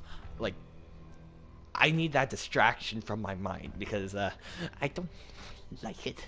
I need that like step away because mine definitely for the first mile, at least maybe 2, depending on stuff, my mind can be pretty negative, and I don't want that kind of deal because not fun. But don't be negative, be a proton. But unfortunately, I do have to be wrapping up now. Before we go, who is Lizzie on the group chat? Do I know her? Is she a person that I've ever met before? Yeah, she went to school. I don't know if you met her. I know her mom still works there. I probably DM Skittles or Sparrow and ask them. I mean, you could just straight up ask her on, like, general, just straight up say, hey, I'm not sure if we've met before. Like, what grade are you going into? Like, tell me the basics about yourself. Yeah, because I have, so I feel like I should know some of these people, but It was like, oh yeah, Lizzie, that person, who the crap is she? Because I know I should probably know her, but I honestly have no clue. Like, yeah. So I think I just do that. Or if y'all want to put it in the group chat, if she wouldn't mind putting it, not in the group chat, in the chat right now. I don't think just, Lizzie's watching. Okay, all right. I'll DM them and try and figure out who Either she DM is. or just go straight to her. Probably also a good idea. I don't know. I don't want to be that like. I don't want to slide awkwardly. It's like, yo, who are you? And like just start asking. It's like, yo, how old are you? What grade are you going to? I have no clue who you are. And then, yeah. Anyway. Yeah. But yeah. So my stream definitely took my gameplay turned up towards the end of my stream. I finally made some successful matches, and I finally got out alive with a bounty. Finally. It only took the entire stream until the last 19 minutes. Oh boy. But yeah, it was a good stream.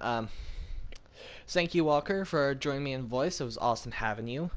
To the people in Chatland, or to the people watching me, thank you so much. This has been the biggest turnout on the stream I've ever had in my life. Or fine, my channel career. No, life. So thank you so much. It blows me away.